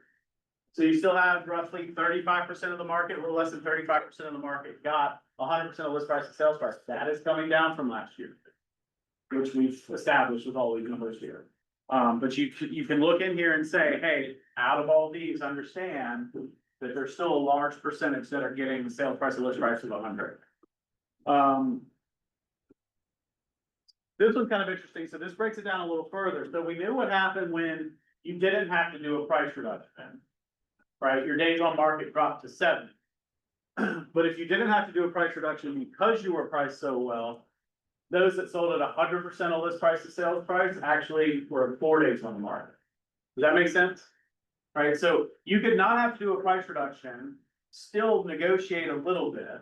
But if you were priced so well where you did not have to negotiate at all, you're looking at even less time on the market in all price points. Again, all this is doing is reiterating the same point that we made, is that getting the price right the first time can give you amazing results. Assuming your amazing results are 100% of list price in 2 days on the market. I say that only because of our last conversation. You may have some, if we were to put our house on the market and you were to tell my wife, good news, we're gonna contract in 2 days. And you don't, Huh? and you don't. Well, let's say you do. That might be. That might, well, there's underpricing, but I think most importantly is if they're not expecting that. And 48 hours later, they've got a contract coming in. What my wife's mind does is start to plan everything that's supposed to happen after the contract, because she had no clue she was gonna get it that quickly. And now it's distracting everything else. So it's super important that we understand, Mr. and Mrs. Seller, if you were to get a contract in 2 days, would that be okay? And if you don't ask that question, and they still got it, they're thinking, I've got to get under contract somewhere, you've got, again, you don't want to try to time the market too much. But when you're talking still fewer than 7 days overall, you need to set that expectation. Make sense? Questions, thoughts? Yes. This is 100% of sales price, but this is not taking into consideration what it is in my concessions. It is not taken into consideration in sessions. That's gonna be the next, We're gonna see. great segue into the next slide. That was perfect. We could not have timed that better if we tried. So this goes into, we're gonna start with what percentage of homes are actually going to be contributing to concession. Okay, 51.7% are paying seller paid closing costs. Okay, that's it. It's half the market. I'm actually surprised it's not more, but it is what it is. I think the reason it's not more is probably because we do have decent amount of home sales and a higher price point and a decent amount. I don't know, the cash part really isn't enough to make a difference. But bottom line is overall it's 51%. The lower the price point, for the most part, with the exception of under 250, but it's a higher percentage of them that are going to be paying seller paid closing costs. You need to work those into your net sheet. You're gonna work those into your net sheet. And you're gonna set the expectation up front. There are still people who either because they don't remember having done it when they bought, or they just didn't do it, that are baffled at the fact that they'd be paying the buyer anything. So just understand that if we're pricing our home at $375, there's a almost 70% chance that the buyer is going to demand concessions, because 78%, 68% of the buyer actually got concessions when we close. That's just what that market's doing. Okay, the next page then talks about what the seller concessions paid are.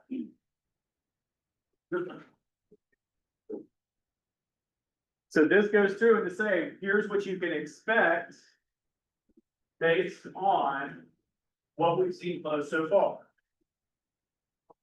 So back to Shakima's point, if I'm pricing, I'm going to factor in there, especially in this 300 to 500, there's a large chance that if you pay closing costs, this is what they would be. Okay, all areas, we've seen it go up a little bit. Why do you think that is? Rate finance. Buyer agent commissions. Builders. So a lot of those would be, what you mean competing with builders? Yeah. Got it. Quick question, Joseph. Yes. Could that almost be a catch-22? If you've got a number, let's say 500,000 is the number that the data is telling you should sell it for. You come in and you say, showing this, what is it, almost say 9,000-10,000 in concessions. And then the seller says, okay, let's price it up, knowing that. So now we're back to the original conversation about price it right. Right. When it's still, now you still have an impact on your days on market plus because if you do have to reduce the price, right? Right, but I guess what I'm so we're talking about trying to make sure we price it right is the key. Right, so in that same discussion, I would say, okay, you're absolutely right. Yeah. And what I do know is that, let's just use that, 53% of the time, those people were paying concessions of this amount. And that's still factored into your original price. Like, so that original price, Right. the closing Still in cost your original factor of it price. is baked into the pay for everyone across the board. Yeah. I would also say they're not financing the concessions, which is what you're asking them to do right now. We're not gonna finance the concessions, they're expecting the concessions. Because if I increase the price based on having to give a concession, now I'm assuming the buyer is going to finance the concession. Yeah, so that's a great, the point that Shakima made was a good point in that discussion to say, what you're doing by doing that is that you're asking the buyer to finance the concessions from it. Again, it's a great point, and if I'm a seller, I'm like, fantastic, that's great, that's their situation, not mine. However, I go back to all of this is baked, all of the concessions, everything are baked into the cake of the original Yeah. stats of 100% of list price, days on market, and all that in there is assuming what's going on. Which The price essentially, if really you does- did that, essentially, if you did that according to this data, you would be $10,000 high or overpriced, Yeah, right? Which then would result in what? Well, potentially everything that we talked about earlier with 50, yeah, that's right. All right, anything else on concession? But you for this for buyers. Yeah. Just look at it, like, this is, if you find that house, it's priced right, this is the average of what sellers are taking in session, so. We closing costs. Yeah. It's like you need all of that stuff, we still need to be somewhere. Yeah. I mean, that's a great point, is be using this to set your buyers up for success, right? Like, so they understand the expectations here, especially this one. It's only half in some of these price points. So if the seller starts pushing back, make sure the buyer doesn't have this assumption, it's like, well, this they just need to do it.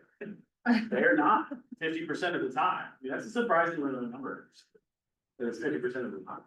So it's something that we can mind. All right. First is the different financing methods, page 25. Just quick after that, that's also part of the guide with sellers come. Market, that's what I was thinking, the days on market. That there's still not. Yeah, a lot of way. is that still a lag? Yeah, 100%.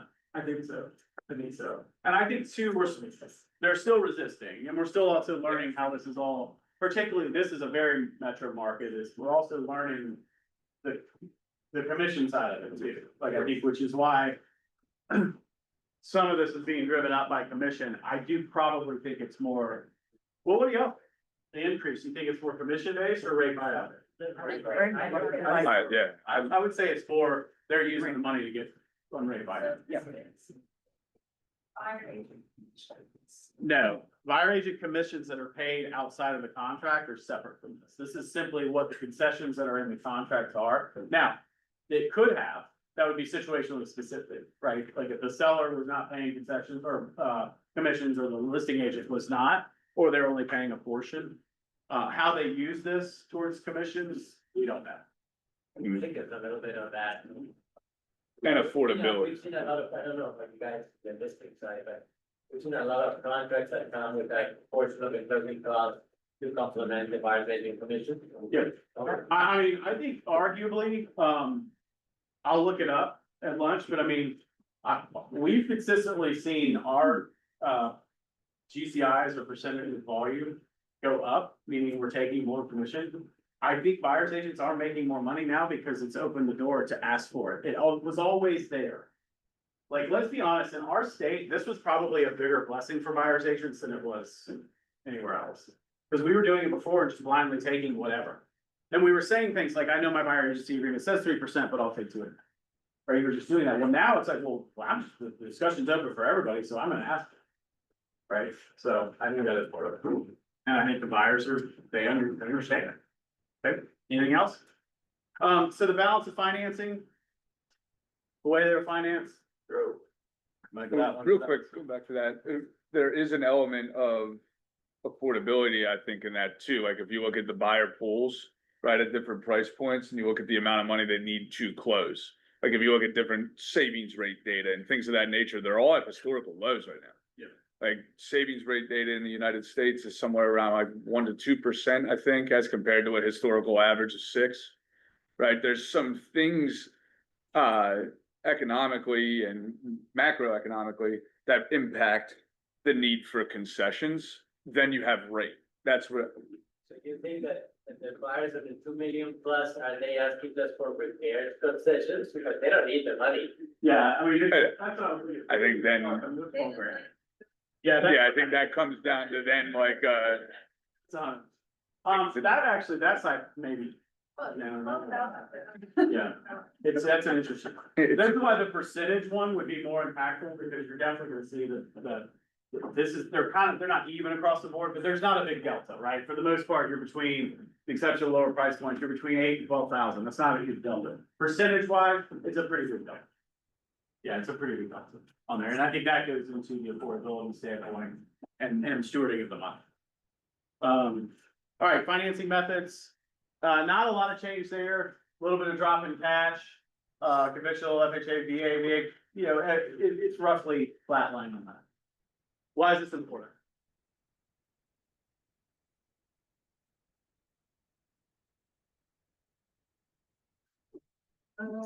Had less cash buyers. Those were the ones that didn't care about the mortgage rates, so they were okay. So. Got the ones that do care about the mortgage rates. They should be more because cash buyers want. Yeah, I mean, I think to me, what this says is this is kind of another example too of how much time are we focusing on information that's not really impactful for us in the business. Right, I mean, I think when you're looking at specific markets, be knowledgeable of them. But at the end of the day, I think there was a small tick where the cash buyers weren't impacted too much, because they didn't, you know, they didn't care about the money, but they were caring about their money. I think at the most part, there's just always going to be a balance of the ways that homes are being purchased for a very large market. So for the most part, it's gonna probably stay fairly similar year over year. Expect yours to change this year?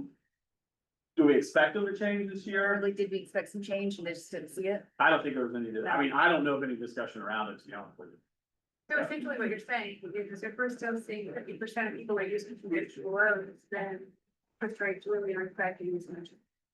It's an interesting perspective. That is an interesting one, right? What she said, She said, yeah, go ahead.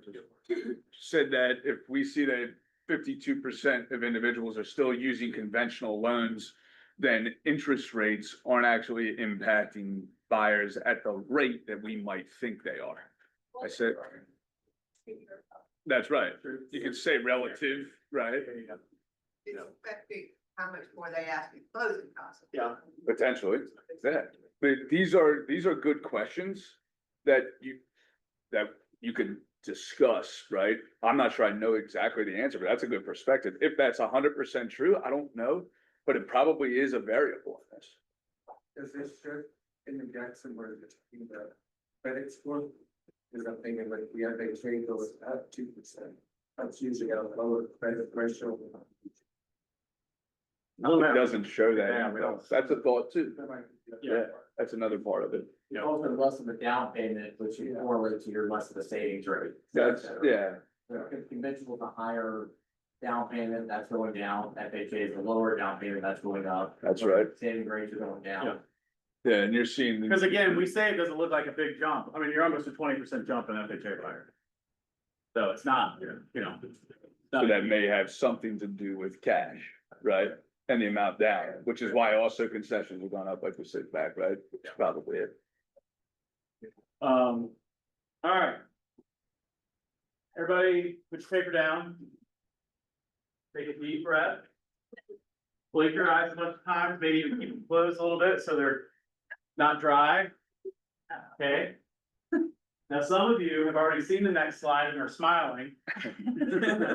Most on. Right, Kylie? And then some of you are gonna see the next slide and be like, what the heck is going on here? So jump to page 26. Tell me what that means. All right, so here's what this is. This basically is a breakdown of the first 30 days on the market for homes that close in Q2. So this was a question we had come up in the masterminds, when we did masterminds after this, and like, we got what it looks like, you know, price reduction, not price reduction, those sorts of things, but what we did is we asked them to run basically a breakdown of what's happening across the board in the first 30 days that homes are on the market. Okay, so there's a lot of information to unpack on this one. We're gonna spend a little bit of time on it. Not a lot, because I wanna make sure that you guys don't get bogged down in it. This is pretty fascinating. So just going across the bottom, the number of days on market.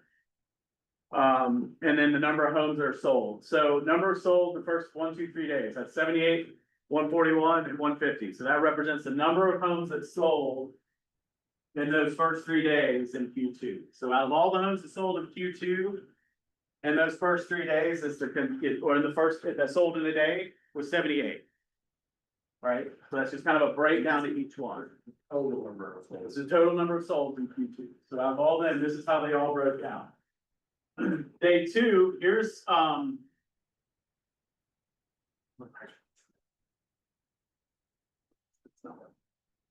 what I'm still trying to figure out. This is a new chart that came in, by the way, for the last. So, yeah, 5 minutes before. Yeah. We were flipping So through, we said, oh, this is the number of homes that did a price reduction. The blue. The blue, yes. Right? So they did a price reduction. You started seeing people do, what is that? On the second day. Yeah, so you started to see people doing price reductions pretty quickly, not a lot. 3 out of the, Those also. however. They many. also, yeah, I mean, you could factor in somebody that, you know, this keyed in the wrong price. And I just wanted to find that, right? Yeah, that's little, right, yeah, not, that's ever happened. But then you start to see what happens to the squiggly line, which, let's be honest, that's the line that really is gonna have the most impact. Is what we're looking at of sales price to original list price.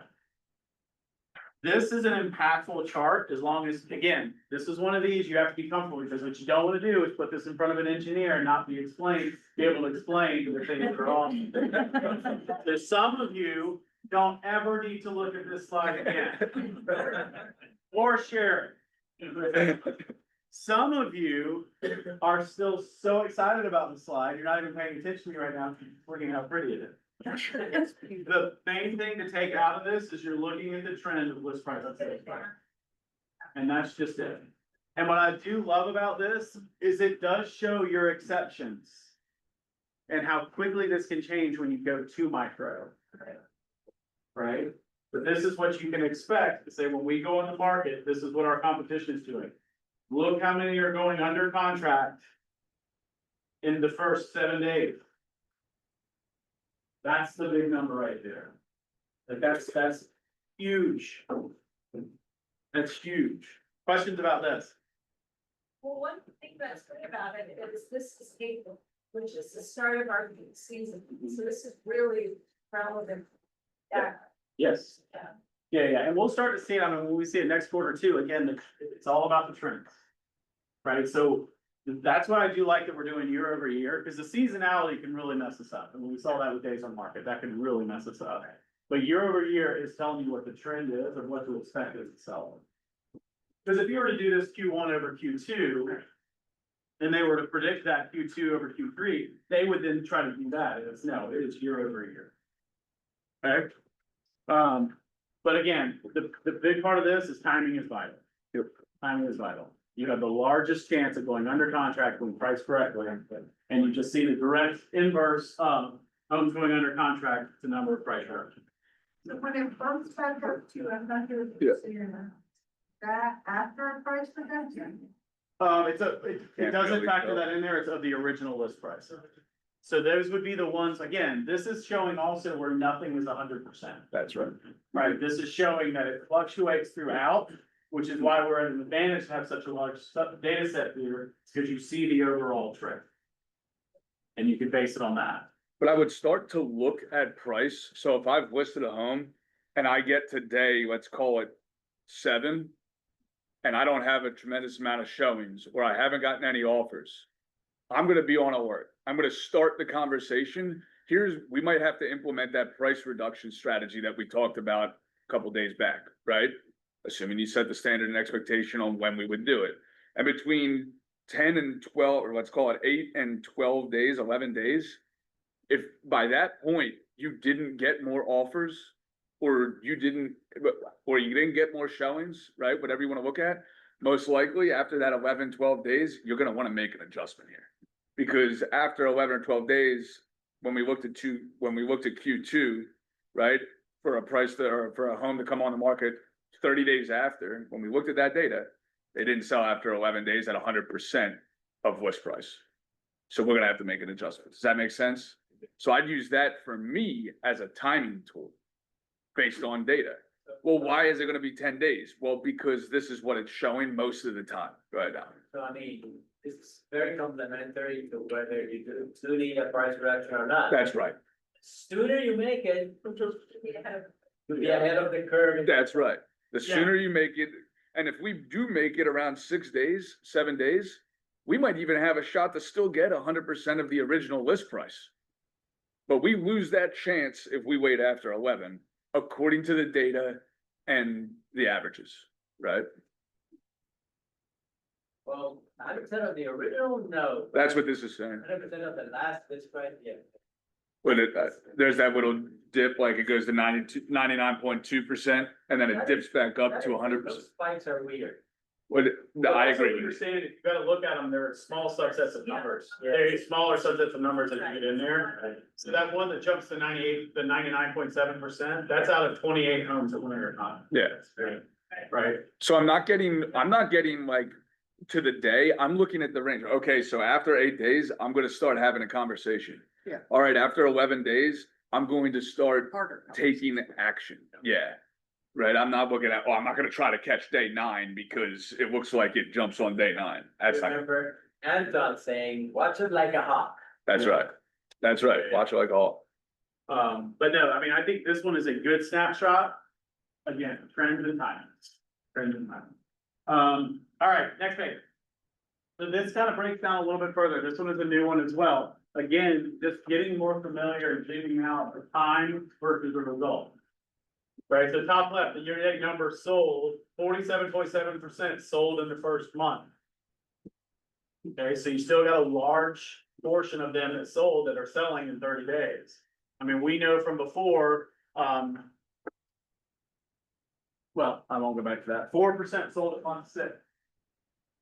So the longer you wait, the less chance you have to sell. Top right, 100% of sale price or original list price in the first month. Again, timing's staying the same for sales price, the original list price, so, received by the sellers. Price reduction, only 12.4% had a price reduction in the first month. Let's go back to again, that the four was conversation. overall, when they closed, right, the 12.4% did a price reduction in the first month.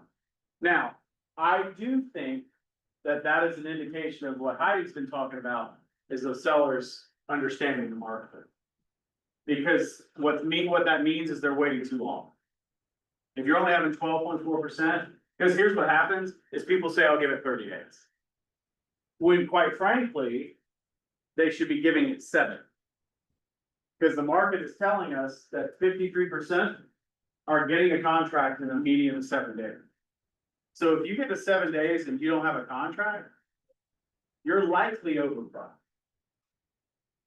Now, again, that doesn't take into consideration their timing, their motivation, et cetera. But what this is telling me is a 12.4% price reduction in the first month. That's a lot. And then 84 price reduction in the 6th month. That's way too long. That's It's like, kind of weird though, because we're looking at two, I guess they're gonna look at things up on this, maybe one that. we can post something. Some of those will come into the equation. yeah, they're all based on, That's right. correct, yeah, they'll all be based on those for that closing. Right. So they were, whenever they were listed, in that factory. Irrelevant, right? Yeah, not irrelevant, yeah, Oh, irrelevant, right. correct, yeah. Well, this is another example of why, like, speed matters in the price reduction conversation. Yeah. Costs you a lot of money every day, on top of some of the other things we talked about, right? I know these are new, but I have a hard time understanding the ones on the left. You'll be able to explain them. So it's really just a snapshot, kind of what we've said, an overview though, of 47.7% of the homes sold in Q2. If you just look at the number of homes sold, that's what the left axis is showing basically, the number of homes that actually sold, and then the timing of which they sold. So out of all the ones that sold in Q2, it's basically the same in that first month, 47.7%. Half of them sold within a month. Correct. Half of them sold with them, and only 12.4% of them did a price reduction. Right, so what does that tell you? You're right, right. Right. That's right. Yeah, I mean, yeah, That goes back to that over. Yeah. This one, but that's. yeah, That's right. Exactly. 6, we have a. we have a 12% chance. So that's a good point. Here's a nice day, didn't even work. Ben said, so if you're at month 6, you have a 4% chance of selling. No, but the others, I mean, No, it's just 4%, well, 4% of the, of the everything homes that's sold. sold, yeah. But again, it's based on at that 6-month mark. So only 4% of the homes that were on the market at 6 months sold. sold. So at month 5, hey, if we make it to month 5, we have a 4% chance. So. Right. And then the That is before that, if we make it Pretty bad. Don't let it get to that. 80% change on the floor. Do not. That's a It's lot. gonna take, Oh, yeah. it'll fall into the 25. You could also summarize it in a way that if we're still in the market at 6 months, it ain't great. Yeah, It ain't great. well, there's a higher chance that it falls into the 25% of listings that don't sell.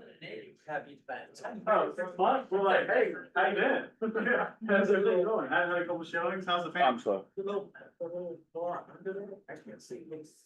Those are just the months. Yeah, Oh, okay. yeah, those Oh, are, that's, okay. those are the number of weeks on the market. All right, 28, and then we're at, while I'm going through this, I'm gonna be breaking that my first. So basically, just a summary on page 28 of everything we talked about. Couple points I wanna make on that. The slides after that are some trends, most of which we've talked about, really more for you to have that are more of a summary of it. We may touch on them a little bit after we do the masterminding. What are some of your ahas today? Well, let me set the stage. We're gonna break into small groups for you guys to then just discuss amongst your group. We're not gonna spend a ton of time, but enough time for you to determine some specific action items. You don't need more than really 2 or 3, to be honest with you. But I want you to be thinking about specific action items that you can take with this information, or you can take to be more intentional with this information, personalizing, right? Before we do that though, like, what are some of the ahas that you've had from today? Hi, did you have a question? Sorry. I was gonna say, I would carry this to our conversations, new listings coming up now, and this quarter and slower time years, look, this is what's happening. Keep that. Yeah. Really have to be those. 100%. What else? Yes. I hear a lot of buyers right now talking, still they're waiting for the market to crash, or they're waiting for the market before they wanna buy, but I keep telling them that this is the market that they're waiting for, and looking at the stats compared to last year, nothing has really changed that much, so this would be that market that they're looking for. Yeah. And we need to tell them that. Yeah, and I think one of the things that we have to keep in mind too is there are maybe not absolutely, there are maybe 1% of any sort of economic indicators for the greater Charleston area that are gonna have an impact for real estate. And people wanting to move here specifically. Like, we don't have a lot of unknowns going on outside. So you're so right. It's like, this is the market we're dealing with. And all we have to go by is what the real estate market has historically done. And we can stick with that. Okay, couple more. Go ahead, Ernst. I'd say that basically, while we're not in the market of 2021 and this new year, things are flying off the shelf. If it's priced right, we're gonna close it, we'll sell it within 30 days. That's Yeah. right. Yeah, I mean, 100%. what Ernest said is, while we're not in the market of 21, 22, when priced correctly, they're flying off the shelf. Right? They're flying off the shelf for good money. Right? Feel it's important, we're looking at quarter over quarter. But if you look back over history, we've been we've been telling our sellers this all along, right? That National Association of Realtors will tell you if it's priced right, if it sits on the market for more than X days, it's time to do it. Yeah. I mean, we have the exact stats now, which is great, but over history, we've been saying. Yeah, the challenge that we have is not just real estate agents. We're a big challenge. We started, we are. I mean, that's not, which is an 87% turnover rate in the market over how long a period of time?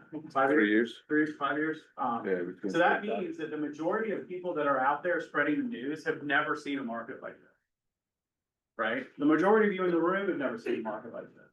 There's no judgment on that. Props to you for learning to explain it. There you Because go. the problem has been, was in 2021 and 22, we're hung over from that and we're still trying to figure out what happened. Right? It's like, because again, we weren't talking about pricing. We were like, we could say, we could be wrong. If we're wrong, we get more.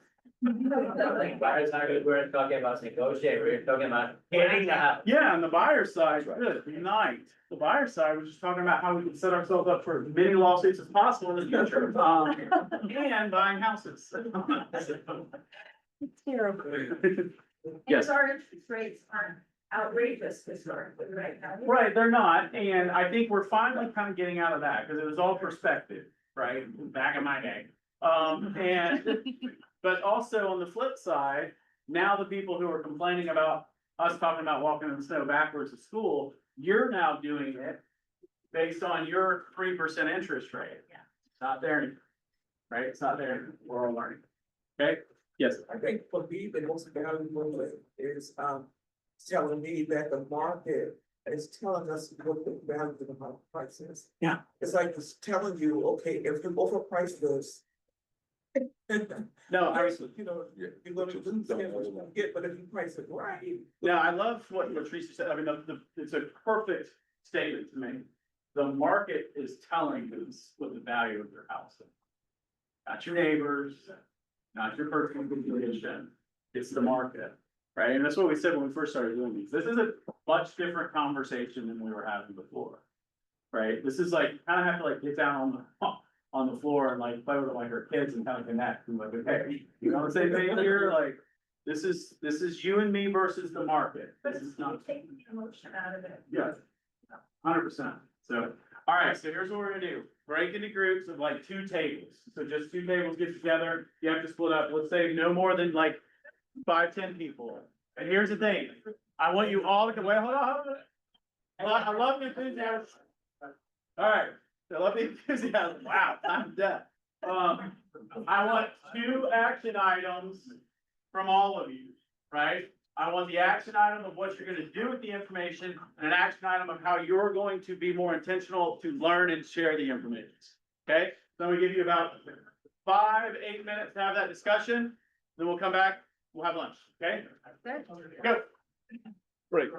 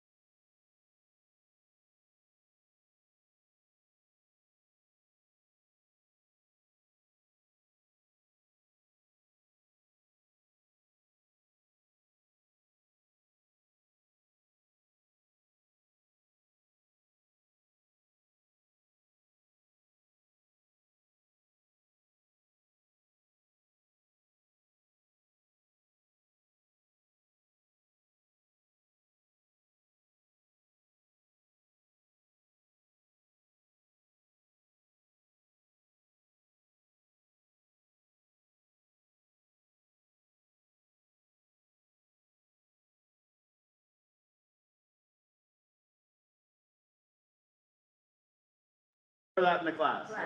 And it's a huge opportunity. That's Okay. all fear that Gary was talking about with rational and irrational fear. Say more of that. So one of the things he talked about last week, and he talked about like fear, right? So if something's stopping us, say expires, everybody has a fear around calling expires. A lot of people just voice that opinion, right? Some don't, some do, a large majority. And usually fear breaks into two categories, rational and irrational. Now it's rational if I don't know what to say to an expired, right?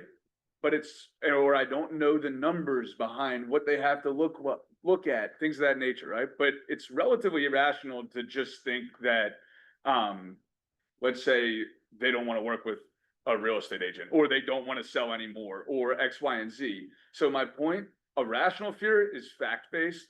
You can then fill that with a training. An irrational fear, that is simply emotion and usually a projection on whatever's going on. So the easiest way to get over that is what?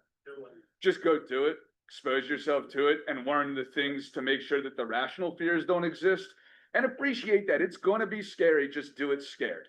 Because here's the bottom line. They may have been difficult at one point, but we know that 25% of the closings had once expired. So they clearly came to some sort of reality at some point. That wouldn't be Right. my fear on that part, right? The right thing is, how do you even get the numbers? Yeah. That's the class. Yeah, 3 more. Yeah. 3 more. I think I would like for our listing agents, because learning how to say all those numbers is a lot, right? So let's pick 3 graphs. There you go. And figure out how to speak those 3 well, and utilize those in your presentation. Yeah, 100%. That's being intentional with the stats. Don't go try to learn 30 pages of this. And do them based off of the objection you hear the most. Price. Understand days on market and what happens if I have to reduce the price of this home? What are my impacts to them? What's the impact to them? The rest, all great information. But if I understand those 2 things, now I'm getting through the pricing conversation, which is the number 1 conversation right now from an objection standpoint with a sell. Yep. I love it. 2 more. Yes. I think along the lines of what Vince is saying, we've talked about, desensitizing to the client, like, what do you want? You want to do the time or the, and you're gonna have to pay something. Yeah. Using it, start learning something. Yeah, so what he said, we talked about the nuisance value. What do you want to pay with, your time or your money? Right? If you want to wait, it's gonna cost you the time. If you want to sell now, again, not that it costs you money, you're just gonna get what you're gonna get now. Right? Perfect. 1 more. They're also gonna pay with energy, right? If it's gonna, if they decide, if they, if they decide that, you know what, I do wanna go for this higher price, knowing that time is something that I might pay with. Most likely, I would start asking questions about, as that time persists, like, how long are we okay? Because as that time persists, their energy is also going to become a higher and higher expense. What happens if their energy is becoming an expense? What happens to your energy? It becomes exponentially even more of an expense, right, to you. And what happens to consumer experience and the potential decrease in consumer experience? That increases too, and I don't want that to happen, right? Because now I've just lost the opportunity of turning that into a referral potentially.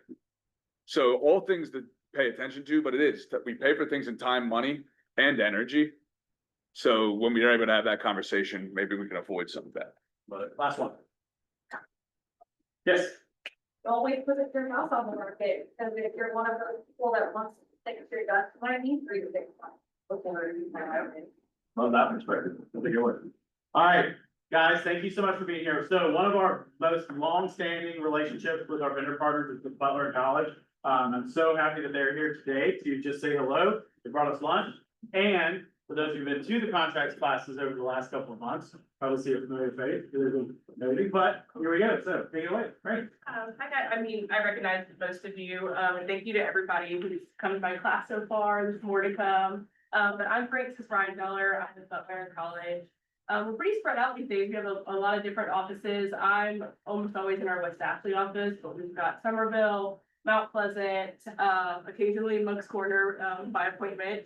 So I'm here, you know, if you guys ever have any questions, I'm right across the hall from KW West Athlete. I love visitors. If you like dogs, my dog is usually there, so if you need like a stress, you know, support animal to maybe pet throughout the day, come visit us, and, we just grab some lunch for you guys, and, just wanna thank you for everything that, you know, do for us, and, see you guys in hopefully soon. Thank you. Yeah, you guys, I know a lot of you have great relationships with attorneys. If you are shopping or if you have an opportunity to give Butler College a chance, they are fantastic. We